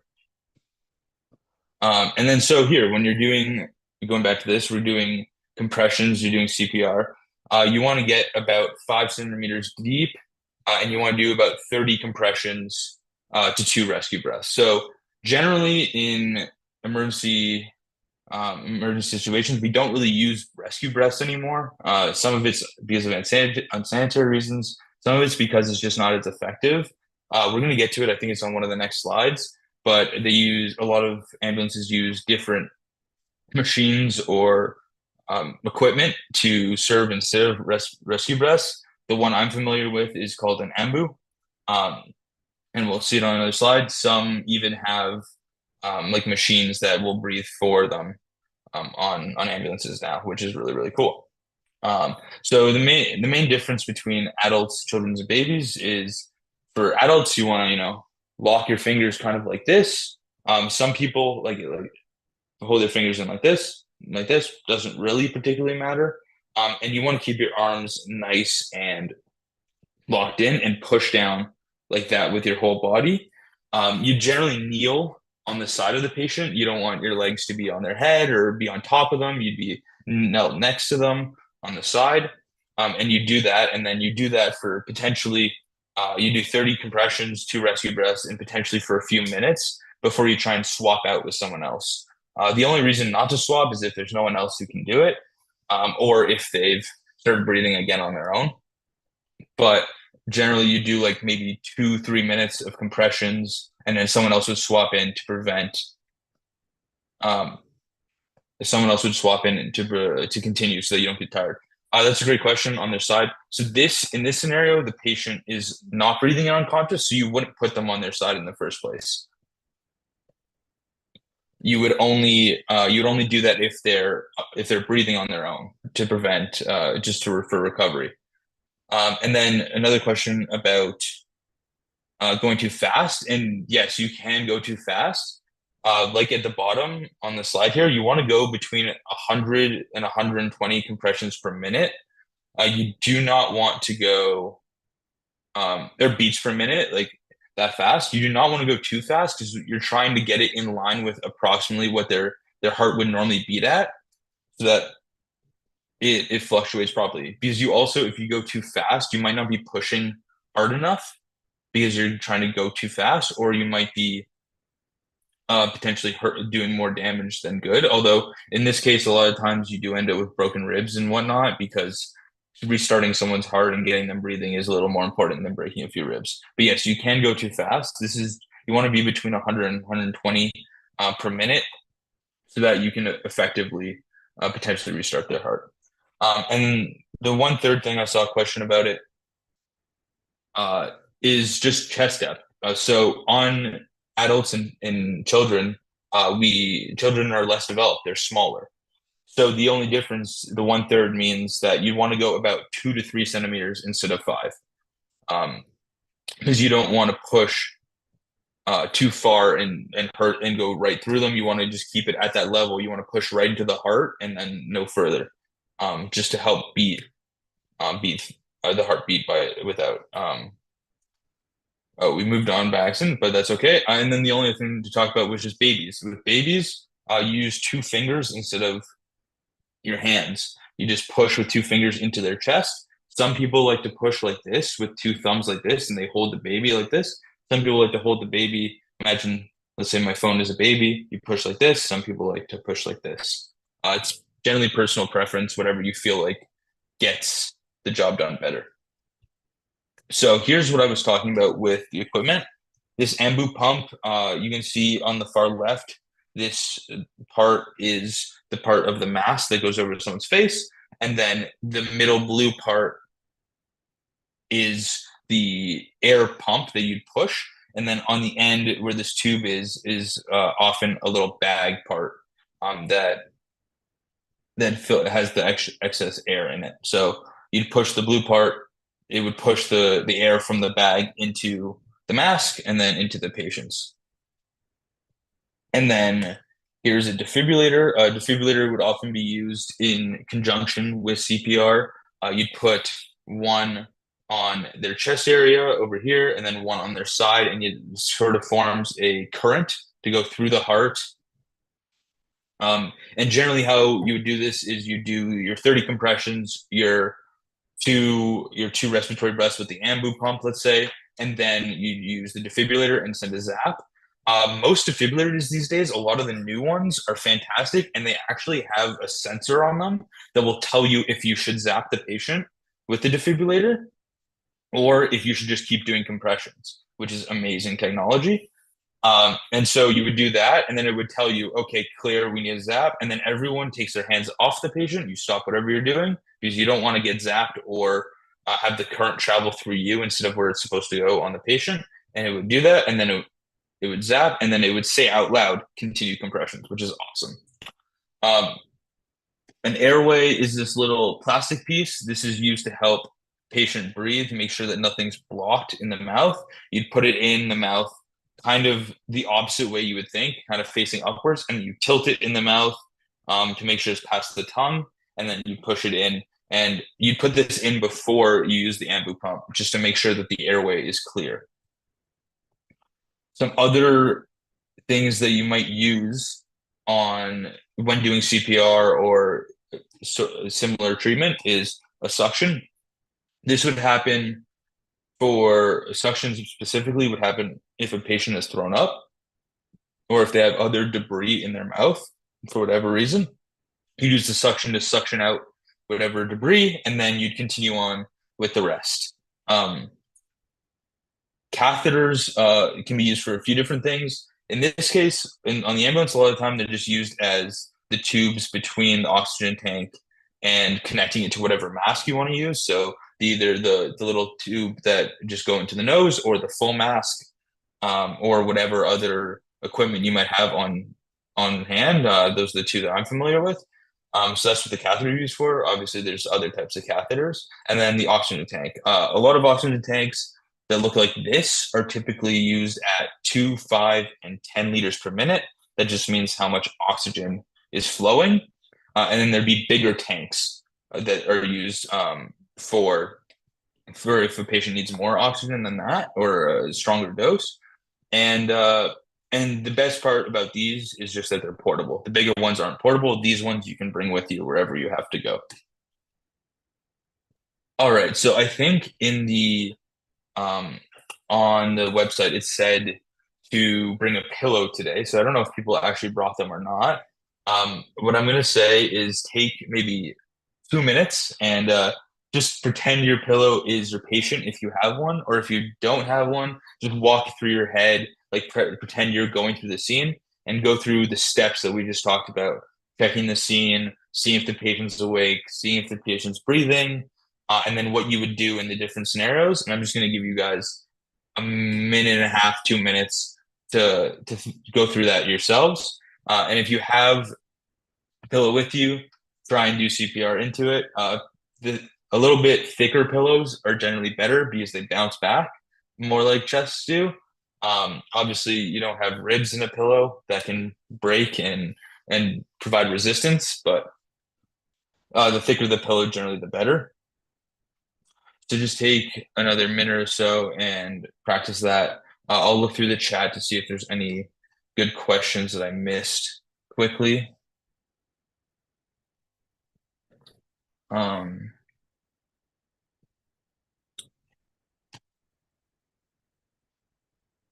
Yeah, so like Davina said, and that is a good stat. I haven't checked it, but I believe Tanuja, that 70% of patients during CPR have rib fractures. That's very common. The ribs break pretty easily when you're doing it, and you want to make sure that the patient survives rather than have broken ribs. It's generally just what is more important, living or having a broken rib. And so EMTs and paramedics, we focus on making sure that the patient survives. The last question I see is, when do we use CPR versus electric shock? Generally, it would tell you on the defibrillator.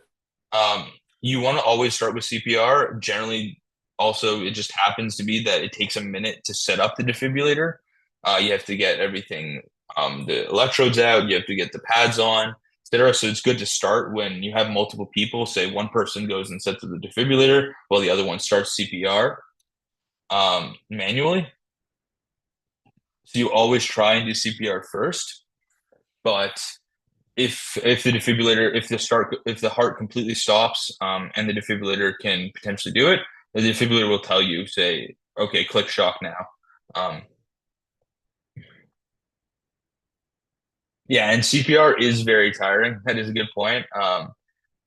It's not really you don't really think about it until it happens, but the 2 minutes or 1 minute and a half that before you swap, you get tired pretty quick. You don't realize it, but when it's life or death like that and you're going through it, you want to make sure that it happens. Blowing air into other people. A lot of people, we don't really use that anymore just for contamination purposes. People don't really blow air directly in. You'd use the ambu pump or a different equipment like that. And you do that anytime you have to do CPR with someone's not breathing. If they're not breathing, you're trying to flush oxygen into their lungs and like breathe for them essentially while you're trying to restart their heart. So you do that anytime you're doing CPR, you would do the respiratory breaths as well. You can use a great tip for if you're going fast enough is have a song that you know is 100 beats per minute or so. A very famous one is "Staying Alive." So if you just like hum "Staying Alive" while you do it on the beat, that's a good way. There is an app. It's called it's by Resuscitech. It's called Smart Certification. We're not sponsored by them, and you do have to buy a certification at the very end, but you can go through the CPR learning process on it, and it has a way to set up your phone you hold your phone while doing practice CPR, and it will tell you how fast and how deep you're going using your phone, which is really cool. And that part is free. You just have to pay for the certification at the end. So if you want to use that as a technique just to practice, you can do that. But yeah, generally you're just trying to eyeball the depth with about 5 centimeters. And and for speed, try and hum a song. Or some people use a metronome as well as soon as speed. Okay, so I think people have had a chance to try this. You can always try it again later, but we're going to move on to get to the rest of the workshop. So part 3 is we're going to talk about choking quickly. The name of the app is Smart Certification, I believe. I will send it on Slack later, though. I will find it. So there's 2 types of choking. This is another common seen emergency situation. And the main way to tell if someone is partially choking or fully choking is if they're coughing. If you see someone who kind of like is like, oh, I think I'm choking, like they're making like this kind of reaction and they're like trying to get your attention, tell them to keep coughing. Coughing will, 1, potentially keep their airway open, and 2, maybe even dislodge what is in their throat and spit it back up. So you want to tell them to keep coughing. Then also, if they are coughing, you know that their airway still is open, so that you can tell, like, okay, if they're stopped coughing, you know that it went from partial choking to fully choking. And the same situation as before, anytime you talk to someone and you see someone, you want to ask for consent if possible. If they're awake, ask for consent. Just say, hey, can I help you? And then go from there. So, like I said, partial choking, this is what you want to do. If it becomes complete choking, this is what happens when this is what happens when the airway is completely blocked, the epiglottis is completely stuck, and then you only have a certain amount of time without oxygen before 1, patient goes unconscious, and 2, potential damage to their brain and their other organs. So you want to try and start care as soon as possible. As soon as you realize, there's some great videos on YouTube showing examples of like how people noticed people choking and then really quickly reacted. Kudos to them. It's really awesome. And then you want to do the Heimlich maneuver. The Heimlich maneuver is pretty self-explanatory. You want to put your leg slightly in front of theirs and bend them slightly backward. And then you would do abdominal thrusts. You do fist wrapped around your thumb and then up and in. It just looks like this. And up underneath the rib cage and in towards you. And you'd want to do that 5 times. Try and push out whatever's in their throat. What would happen is if you can't get whatever's in their throat out and dislodge that from the airway so they can breathe, is they'll probably go unconscious, and then you would have to start CPR. So then you'd have to go back and do everything we just talked about previously. Because when, like we talked about the ABCs, B is breathing and A is airway, they would have both those blocked, and so you'd have to try and get those open using CPR. So really quick, does anyone know why you would do a chest thrust instead of an abdominal thrust?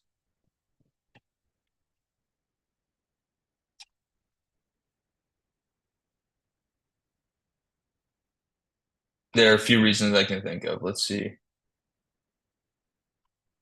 Yeah, first one, great, pregnancy. Pregnancy is a great one.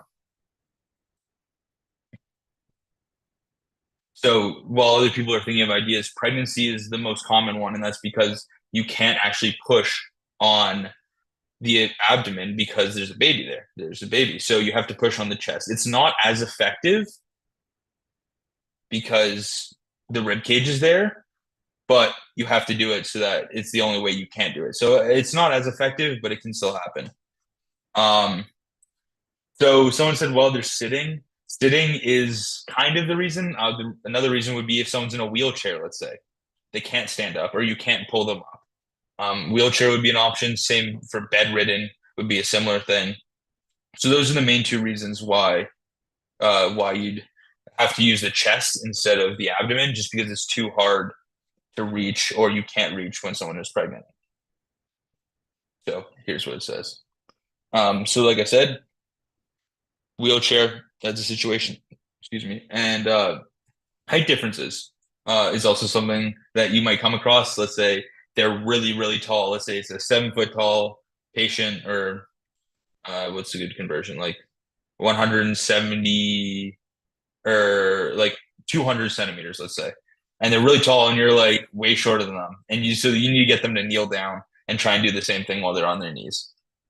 Again, if you're just on the street, you're not part of an ambulance for whatever reason, and you see this, you want to still call 911 or get someone nearby to call 911 so that you can get further assistance. I saw someone ask about choking in babies and children. I didn't answer it because we're about to get to it. So this is a technique that I learned. I know you might learn something else elsewhere. It's called smoking the baby is the term. And it's used because of this position that you might see someone holding a cigarette in.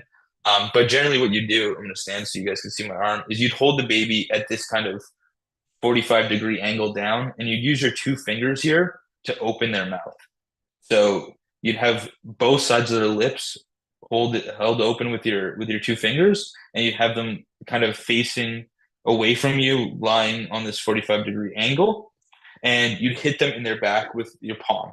You want to hit them decently hard, but like obviously not too hard that you completely damage everything, but enough so that it might knock whatever's in their mouth out of their mouth and onto the floor.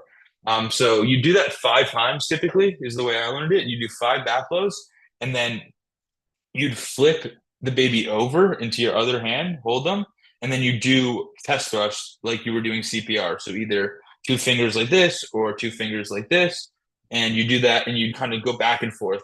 5 back blows, 5 chest thrusts, 5 back blows, 5 chest thrusts, until hopefully that you got everything dislodged from their airway. All right, next we're going to go into heart attack. We may skip through a few things just so we can get to the practice, but I want to cover this one for sure. The baby would be on their stomach. Yes, exactly. The baby, like the stomach would be into your arm, and then you'd be holding the mouth open with your 2 fingers when you're smoking the baby. So a heart attack, we're going to talk about heart attacks and strokes really quick. Heart attack and strokes are similar in that they both happen because of blockages in your arteries. When either the brain or the heart can't get blood for whatever reason, it can also happen for a few other reasons, especially heart attacks, problem with the heart tissue, problem with circulation. But generally it's because the heart or the brain is not getting enough blood. And that's in turn means that they're not getting enough oxygen. Both kind of have nausea, vomiting, paleness, sweatiness involved. All of those happen during both. And then a big indicator for heart attack would be chest pain and also radiating pain. So like chest pain, and then also pain in the arm and in the left arm specifically, and then maybe into the abdomen as well. When you're dealing with the stroke instead of a heart attack, you want to also use the FAST technique. So What this means is just asking the patient if they can smile for you. This is the face part. If they smile and only, let's say, half their face smiles and other half just looks like that kind of, it might be because they're having a stroke. Arms, what you would do is you ask them to raise both their arms really high. If only one can go up, they might be having a stroke. Their speech might be slurred as well. If they're talking and their speech is very slurred, that might be a sign of a stroke. And then time, you want to ask how long it's been since it's been happening, because you wanted the hospital to be able to know as fast as possible, like how long this has been happening so they can treat properly. We'll touch on bleeding quickly as well. Clear bandage, compressed wound. So that's generally just if there's a cut or a wound, you want to clear bandage as fast as possible, and then compress the wound to stop bleeding, especially if it's major. You can also disinfect if you have time. If it's really major, you won't have time. And then you would paste another bandage on top, wrap it up.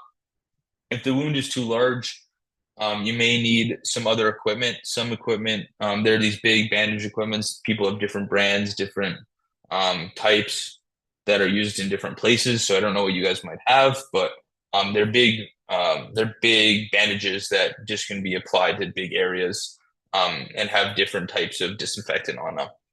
Something that can be used though is, let's say someone has a big arm injury, you could use a tourniquet.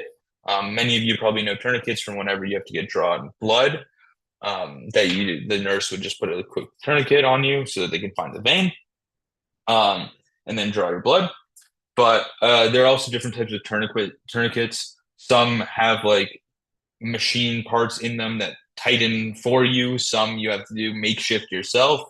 I learned one called the Russian tourniquet, which you like tie it around the body part and then use a pen to really tighten it. You just use whatever pen or stick or whatever you have on you in case you don't have anything. But they want to be about 7 centimeters above the wound. So if your wound is like on your forearm, you want to have it like maybe around the bicep. And then you also generally don't want to put them on the joints because it doesn't work as effectively on the joints because the joints bend much easier. So you want to have them on bicep or forearm or wherever is flat and not a joint. Okay, some quick touches on allergies as well. These are some of the symptoms that happen when you have an allergic reaction. Bad allergic reactions, as hopefully many of you know, might cause a type of shock. Does anyone want to type in the chat what type of shock allergies might cause? There's a few different types of shock.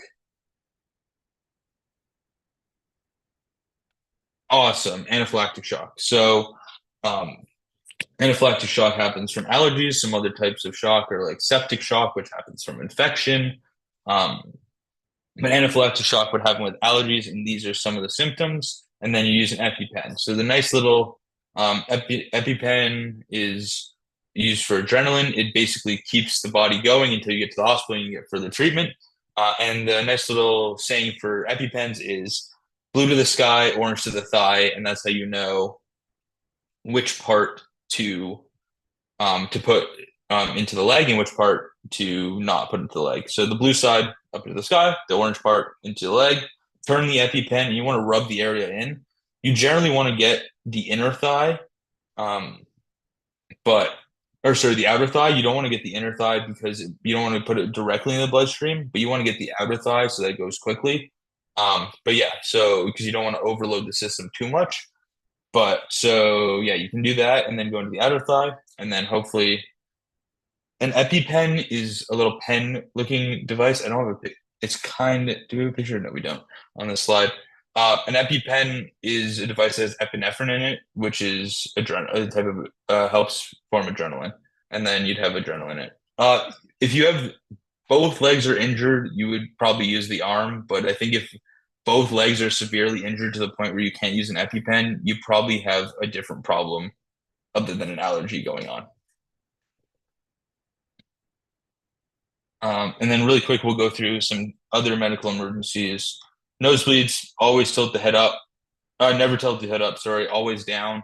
You don't want the blood to go back into your nose and your airway and anything else going on. You just want to let the blood go out and then it will dry out and no problem. not to have teeth, you can put in milk or saliva until EMS comes, or you go to the hospital or the dentist and they can put it back in. Hopefully, potentially you need a fake tooth. Chemicals in your eyes. Hopefully, if you're working with chemicals, you are trained to use an eye wash station, and that's just like a water fountain looking device that instead of you drink from, it washes out your eyes if you have chemicals in them. Brain and bone. The rice technique, it has to do with raising and ice and cooling, and so that you raise it so that you can rest, and then ice for inflammation and stuff like that. Diabetic emergencies. The one thing with diabetic emergencies, which people forget, is they can lead to aggression. This can happen whether you have too much blood sugar or too little. It kind of depends. I've seen some of both. It really depends on the person. But they can become unconscious or aggressive and hurt people. So you want to make sure that people get their insulin if they need it. And then pulmonary edema, which is what happens when your lungs fill with fluid. This can be like pus or anything else that is in your system. You want to make the patient sit up as fast as possible and get them oxygen. Just take them to the hospital to have that drained. Some of the things are just asthma. Use your inhaler. Get to the hospital if you really, really need to it. And then cuts and wounds, depending on the severity, tap water, cool the area. And then for burns, depending on the burn, you want to make sure you know which chemicals you're dealing with. They all have very different potential problems. That includes using water on them, might make it worse, might make it better. So just make sure you know what chemicals you're dealing with. But this is really what I wanted to get to. But we still have 10 minutes, so I'll try and get through these, but I want everyone to have a chance to look at them. I made some practice scenarios for you all. So the first one is, this is the background information you have. You get a phone call. You're working on ambulance in this scenario.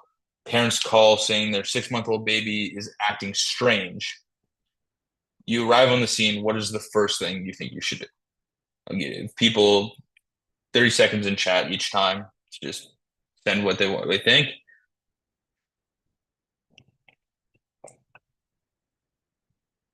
Check for safety. Okay. Safety check is definitely a great thing to do. I'm just going to skip to the slide because I see a ton of the right answers. So safety check is definitely the right thing to do. And then the sample questions. Those are the first two things to do. In this case, if you're being called to a situation when they're at home and their baby's just acting strange, you can probably see that the scene is safe pretty quickly because they're just at home. They haven't said the baby's just acting strange. It hasn't, like, there's been no like free falling, no gas, nothing like that. So you can just really quickly, okay, the house is safe. Let's keep going. And then you ask the sample questions, right? Right. Call the emergency. This case, you're on the ambulance. So you are the person who got called for the emergency. So yeah, so you guys are getting ahead of me really quick, but they tell you the baby has no allergies, nothing abnormal has happened recently. The only symptoms the baby has is maybe being a little quiet or making some abnormal noises and squirming around. So what do you think might be happening? I see a lot of people saying checking for breathing, choking, breathing issues. Yeah, that totally could be it. Let's see what happened next. So, while your partner checked the baby before, your partner gets up and starts holding the baby with their mouth open with 2 fingers. And so I see a lot of people saying the right answer, but let's switch it up. What technique is your partner doing for the choking baby that all of you are totally right about? Smoking the baby. Yeah, I see a lot of smoking.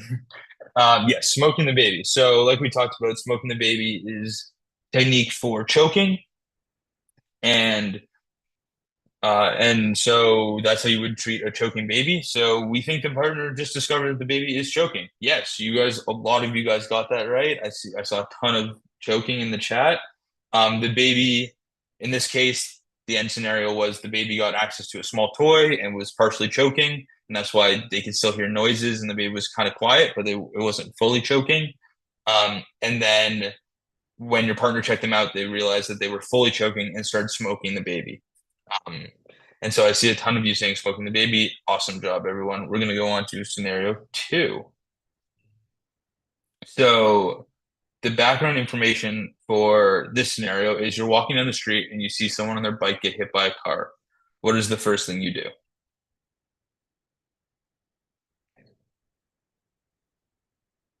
Awesome. Seeing a lot of check the scene, check for safety. Okay. And if you're already at the scene and you're watching the scene and you're seeing everything going on, you would also call, right? So check, call, care. The 3 C's, we talked about them before.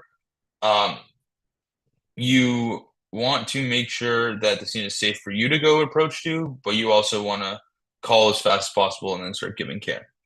So in this case, you would also potentially ask someone to call for you if you're running to help. You say, hey, can you call 911 while I go do this?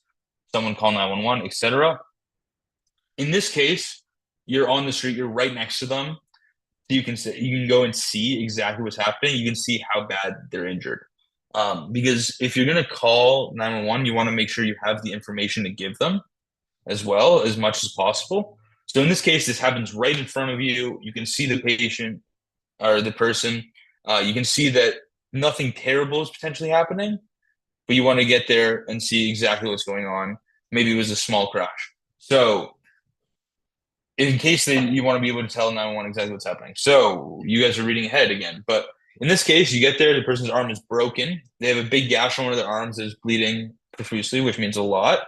But the rest of their body looks fine. So in this case, you've told someone to call 911, 911's coming.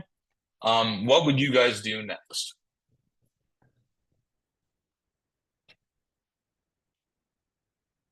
Okay, I'm seeing someone say breathing check. Breathing check is a good idea. But in this case, the person is awake and breathing. So you know they're talking to you, you know exactly that they are breathing, and maybe their breathing's a little erratic, but they just got hit by a car, so that's kind of fair.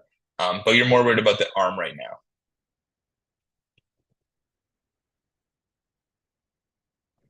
Okay, I'm seeing some correct answers.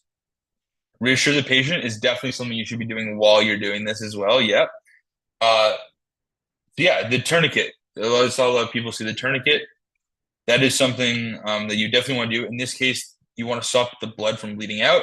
You see, okay, there's too much blood. It's too big for a bandage. I'm also on the street. I don't have a bandage. I'm not on an ambulance.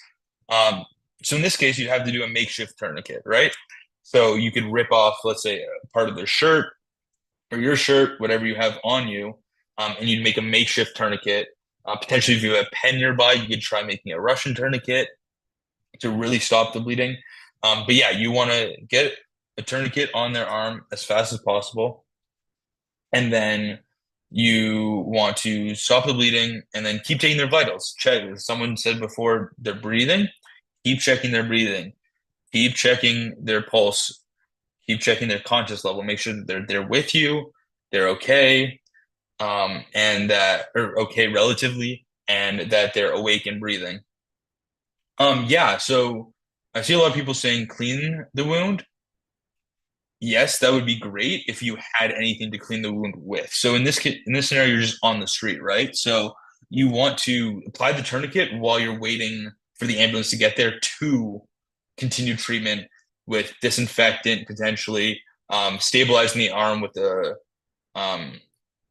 stretcher. They may even backboard them depending on if they're worried about their spine, their different bandages, whatever they may have on the ambulance. But in this case, since you don't have the ambulance, you're just doing makeshift tourniquet, try and control their bleeding out so that you can get them to the ambulance and then to the hospital and hopefully safe recovery.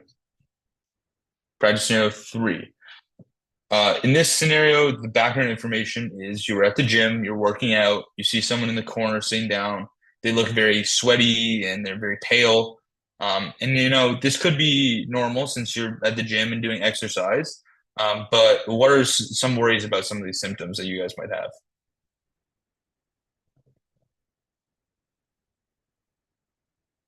Okay, I see diabetic, I see heart attack, I see dehydration. All of these are potential options. These are all things that could be worried for.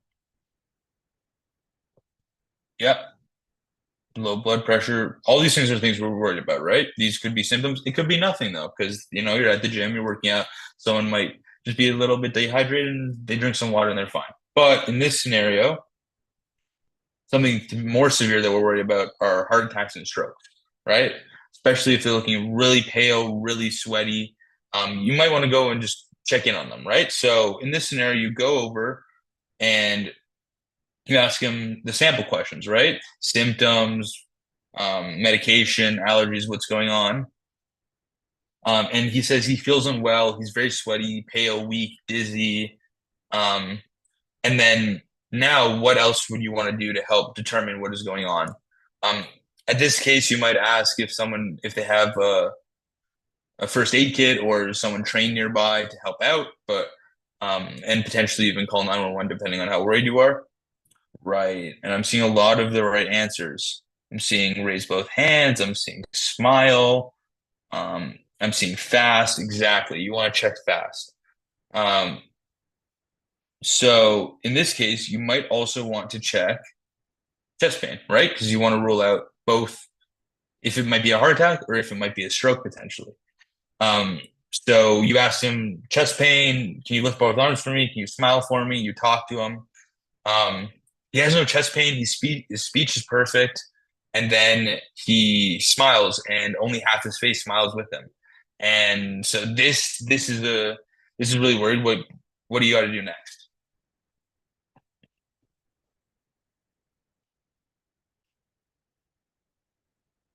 You don't have to do CPR and compressions yet because the patient's awake and breathing, right? The breathing is fine. He's not feeling well. He's pale, sweaty. He's breathing okay still. Right. Call 911. I'm seeing a lot of people say call 911. That is completely correct. I see someone asking in the chat why we ask them to smile. Smiling is part of the FAST technique or procedure. Face is the F in FAST.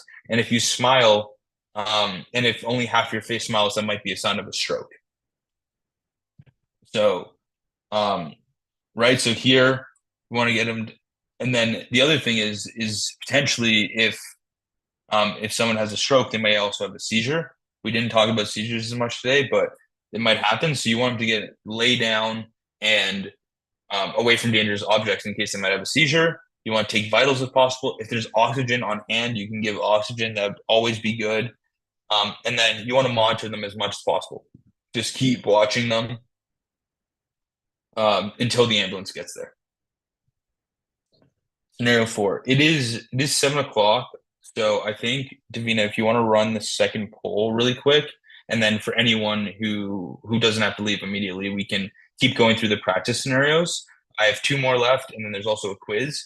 It's not mandatory to stay for this part, but definitely do the poll for attendance, and then whoever can stay maybe 10 more minutes, we'll finish up with the last 2 practice scenarios and the optional quiz.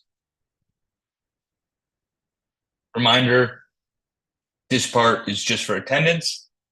So if it doesn't matter if you get the right answer, just do it. If you don't see the poll, send me a message on Slack and we'll get that sorted out for you as much as possible. And that's exactly why you want to get to the hospital ASAP. After if you're worried about a stroke, is because as soon as brain tissue starts dying because it's deprived of oxygen, you can't regenerate that brain tissue. It's dead for good, and so you want to limit as much as possible how long the brain is deprived of oxygen for.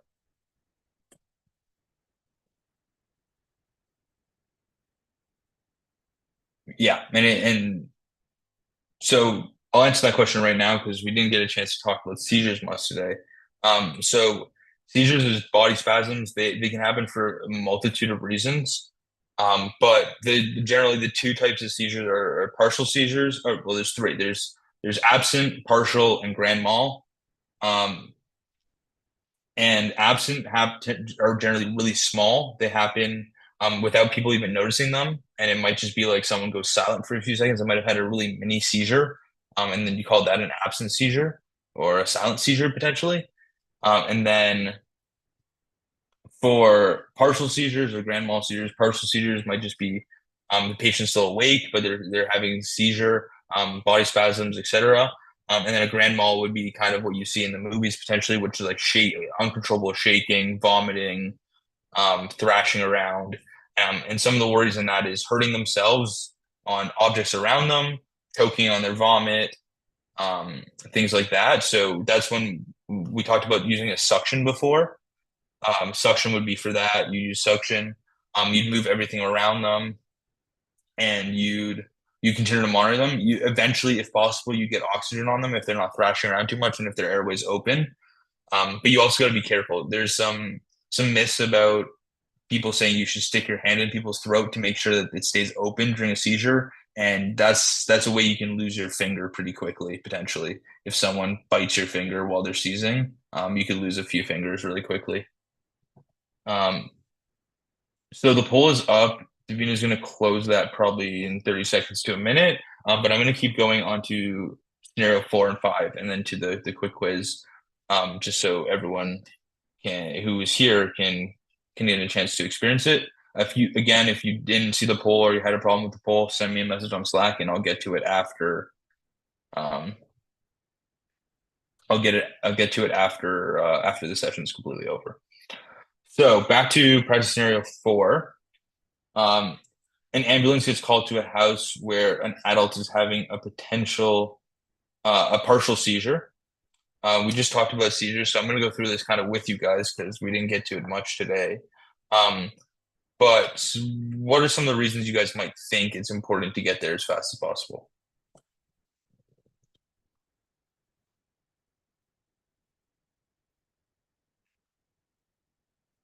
Yeah, that's a great one. That's a great answer. It could become a complete seizure or what we might call a grand mal seizure.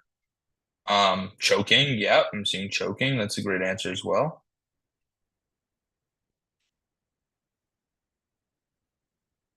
Yeah, awesome. I'm seeing basically all the answers.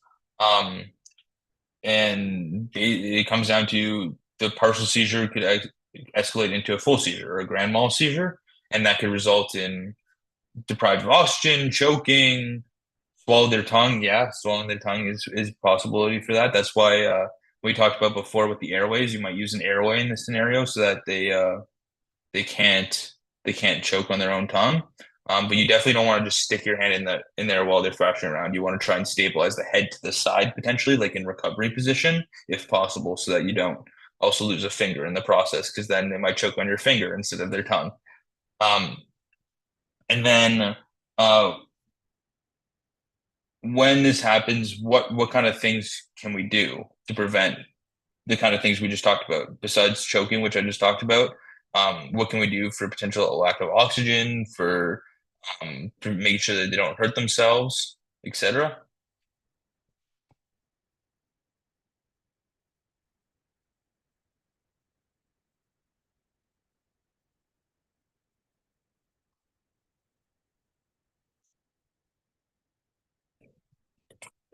I want to see a few more answers before I continue. I see one really good one that just came through.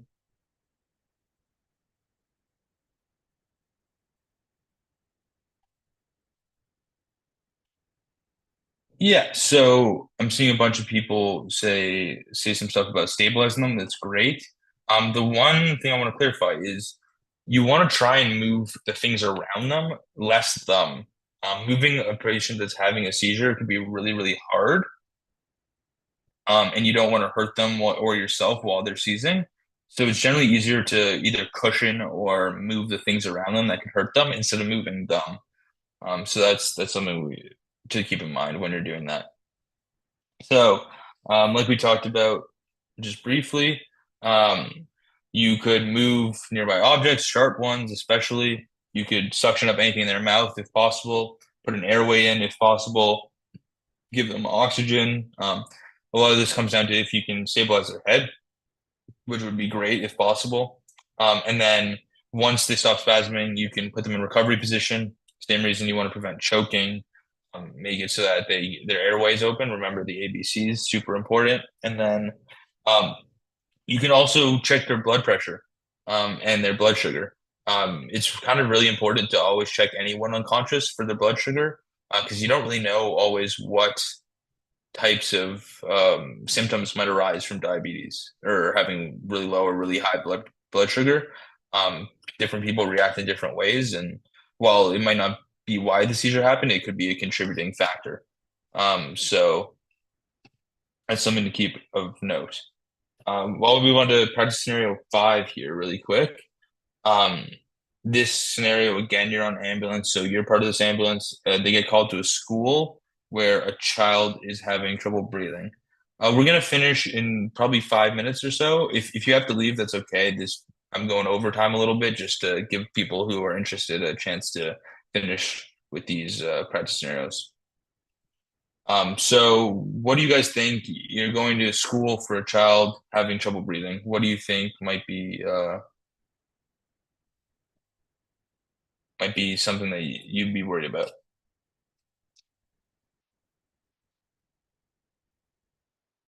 Okay. Choking, I'm seeing allergic reaction, I'm seeing allergy, I'm seeing asthma, I'm seeing anxiety or panic attack. All of these are totally great answers. And so that's kind of another thing you got to think about is when you're working on ambulance, you sometimes don't get a lot of information about what's about to happen. And you want to go in with like, okay, it could be a dozen of these different things. Let's try and knock out as many as possible to try and get some treatment for this patient as fast as possible.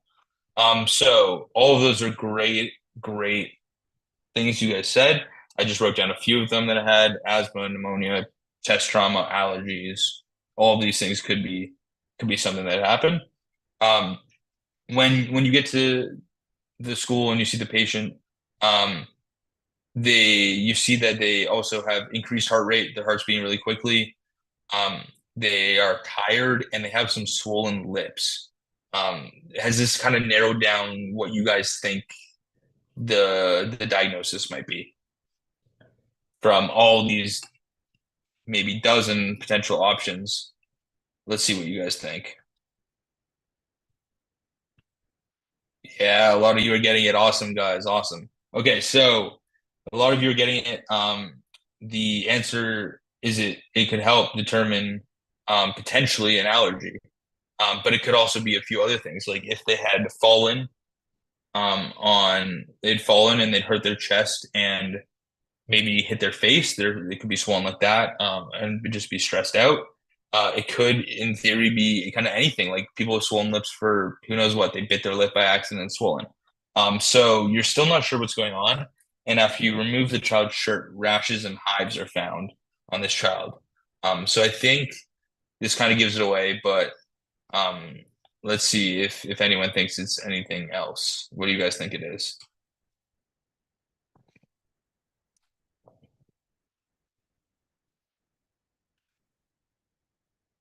Yeah, awesome. You guys are all getting it. Allergy for sure. That's right. So they're going to anaphylactic shock potentially. They're having allergic reaction. Let's say they're definitely going to anaphylactic shock. What treatment should be done? And if you guys can remind me how you would treat that, how you would do that.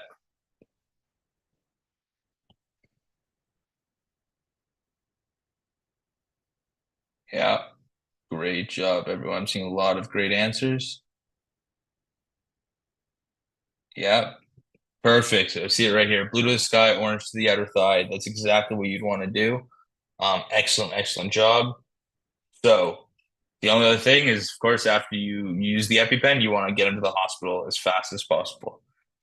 So that is the last of the practice scenarios. I also have a short quiz that if people want to stay for, they can. So if everyone can still see my screen. Yeah, here. So I hope that you guys can see my screen right now as it shows a quiz instead of the presentation anymore. Yeah, so I see someone join. If people want to join, and then we'll run the quiz really quick. This is, again, not mandatory if people have things to go and head out for. It's 10 questions about some of the stuff we talked about.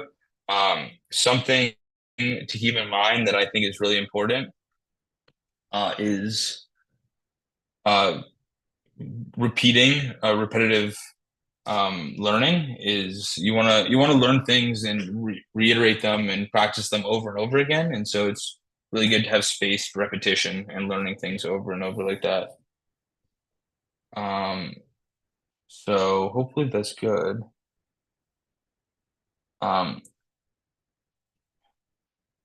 You guys can join up, and we'll start the quiz in kind of a second.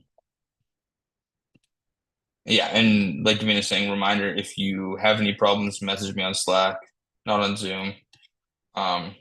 Should just be able to join through. Oh, that's really strange. It's saying it has a 30% limit.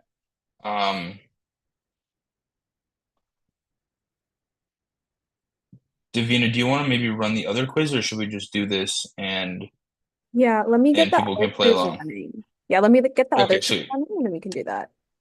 Okay, Give me one. sweet. Sorry, guys. My quiz is having a problem. Davina has another quiz, same topic, slightly different questions. So she's going to share her screen, and we'll run that. I don't know why we're having a problem with the 30% limit.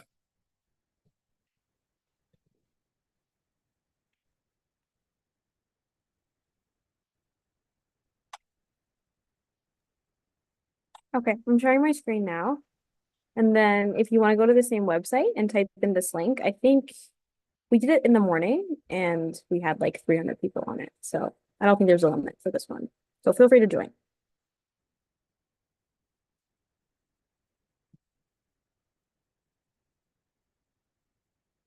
And then once I see the numbers start to slow down, I'll go ahead and start it.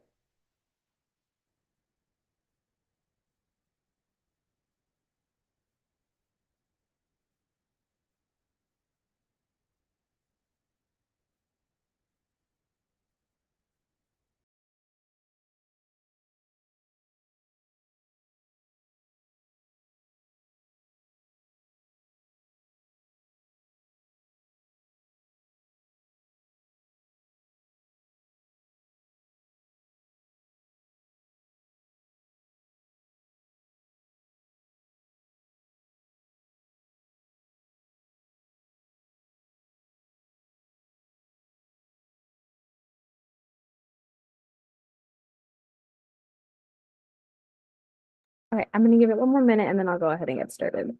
There's 10 questions, so it shouldn't take too long.